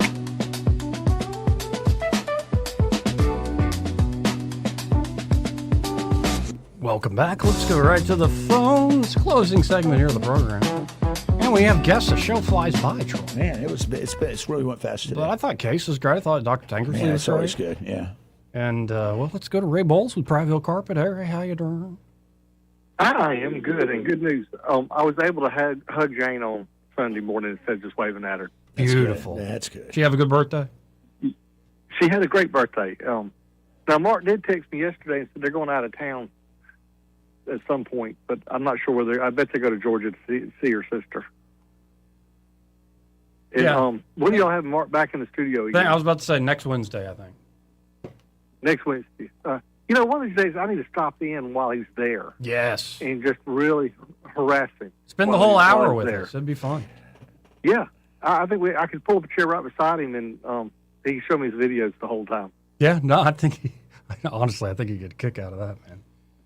He would get a great kick out of that. But I tell you, we have been busy as bees today. It has been something. If you are in need of any kind of flooring, call us, 285-8117. We'll come out and give you a free measurement. Next thing you know, you got a floor down. Really is that simple, folks. Again, that number's 285-8117. And, they're fun folks, easy folks to work with as well. Like this fellow you hear on the airwaves, he's the one hiring folks and put together a team. They really are great people. Now, I did make a mistake. I hired 2 kids for the summer. I like hiring college kids during the summer. Yeah. And it's Eli, and Elias. And I've known Elias forever. Now I'm confusing the names, and I'm like, hey, Eli, you. So I just told them we're going to start calling them double E's. The double E's. Eli and Elias. Yeah. Hey, and I'll be out of town Wednesday, Thursday, Friday, so if you don't get me, you'll have to do that for me. Remember, we're going to go see the banana hammocks. The banana hammocks? No, it's banana, the baseball team. The Savannah Bananas. It's Savannah. That's it. I keep Okay, calling them I was a wrong. little worried about you there for a mail second. review or something. I was getting a little concerned there. You going to a European beach? Yeah, that's what I said. Yeah, are you following Eddie around on the beach? Well, I landed 5 tickets, so Sailor and 2 of our buddies are going, and I think we talked Emma and Jacob to drive down, and we will babysit our grandbaby instead of going. Sounds like I said, please throw me in that briar patch. That's awesome. Y'all go enjoy the baseball game and let me take care of the baby. I'm all on board for that. Amen. Well, but if I don't answer the phone, y'all have to do that for me. I think we can manage, and I'll talk to you tomorrow then. Yeah. Sounds good. All right, sounds good. Y'all have a great day. Yes, sir. That's right. So we're getting to the close of the show, and I asked, did we learn anything today? If she said we partied, then I'm pretty sure we partied. I really don't remember. I remember we departed from our body and woke up in Ybor City. What are you quoting there? It's the brand. I've told you about it, the Hold Steady. I think you would like the them. Hold Steady. It's called Pensacola Parties. It's a good song. Ooh. I think you would like it. It's very. They're very, very. I'll show it to you sometime. I'll definitely have to check. He also that said it started recreational, ended up kind of medical. And it started in a vestibule, ended up at NYU Medical. He's got a lot of great lyrics. That's pretty awesome. Well, things we didn't get into today. Yeah. Like Netanyahu saying, I want to draw down U.S. financial aid from $4 billion to $0. Told 60 Minutes that. So, the 2 million boomers that still watch that saw that. Democrats are really upset about the Virginia Supreme Court. And you know what the crazy Hail Mary scheme is? Yes, the Hail Mary concept. What they're going to try to do in order to fight back against the Supreme Court. And I don't think they should do it because it's so, and maybe they will, the audacity is change the retirement age to where all the judges will have to retire. There's this whole New York Times write-up of Hakeem Jeffries is kind of desperate. Yeah. He's lost listen, he'll never be the same after Virginia. Yeah. He will never be the same after Virginia. And we didn't get to Spencer Pratt, who's kicking butt. We were busy. We had good guests today. We had good guests today. But like, for instance, Spencer Pratt, he's running for Los Angeles mayor. I know, he's cool. And he's freaking Show that great. video where he's like Batman. No, I don't have it cool, ready. man. But here is he was listening, being interviewed by Friedberg from the All In, like all the Billionaires Club over there. Yeah, I don't know how much they're detached from worldly desires over there at the All In podcast. So they seem like good guys. But this is just like refreshing to hear somebody running for a major town, our second major city in the United States. You don't want it to fall to the socialists. Let's listen in to Spencer Pratt. I keep trying to tell everyone that, they try to put me in a box. I didn't run to be a political party. I didn't run to be a politician. I ran because I experienced what city leadership failure at the ultimate level is. That's why I stepped up. That's what cuts through. So the media and everyone wants to jump on and be like, oh, Spencer's our guy. No, I'm the citizen. I'm the angry taxpayer. You can be a Democrat and love me. You can be a Republican and love me. The only people that don't love me are communists and socialists, and I don't want them to love me. I like this guy. Yeah. He's probably got enough. I think there's enough anger in those communities out there that they could rise up. I would hope so. They should. And but we'll see. And to have, you already got Mondami in New York City. Yeah, how's that working for him? Like, it just because Bass is weak, maybe it's the other person that actually ends up maybe taking it. But I don't know.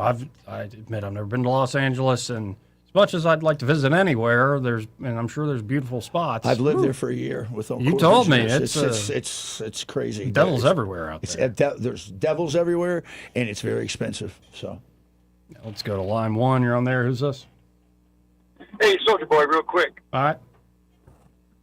Hey, explain to me, if we're self-sufficient on fuel, as Mr. Trump says, that we don't need to import any oil, why is the gas prices being so radical when we have our own damn gas? The only persons that should be affected Because we're is the selling to the whole Europeans. world. Because it's a global market, we sell to the world. So if you can't get it going through the Strait of Hormuz, you come over to America and buy it, and it's up the price. Okay, so we're selling it to them, but why doesn't, for example, why doesn't the governor suspend the gas tax? Do something.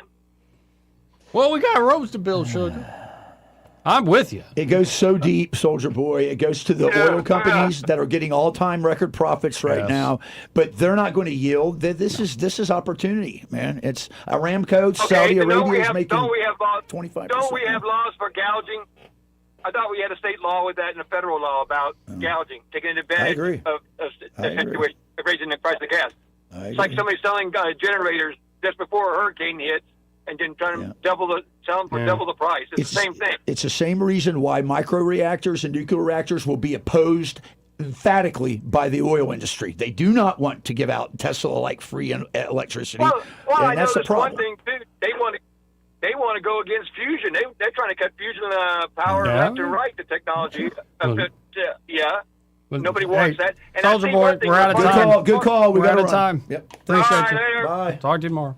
Mister. Anyway, we got happy hours next. Yes, it is. I hope everybody's happy. Yeah, I hope Greg's doing he was well. happy. Greg Greg's was always struggling. happy. Greg's always happy. What are you talking about? I'm just trying. I hope he's listening. He's happy. Okay. All right. Virginia Slim, you mean? Yeah, Virginia Slim. I have to clarify. That cigar I gave him. Y'all stay tuned. Happy hours next. Thanks, Troy. Broadcasting from the Riverside Chevrolet Master Control Center, this is WACV Cusada, News Talk 93.1 FM. When it's Chevy,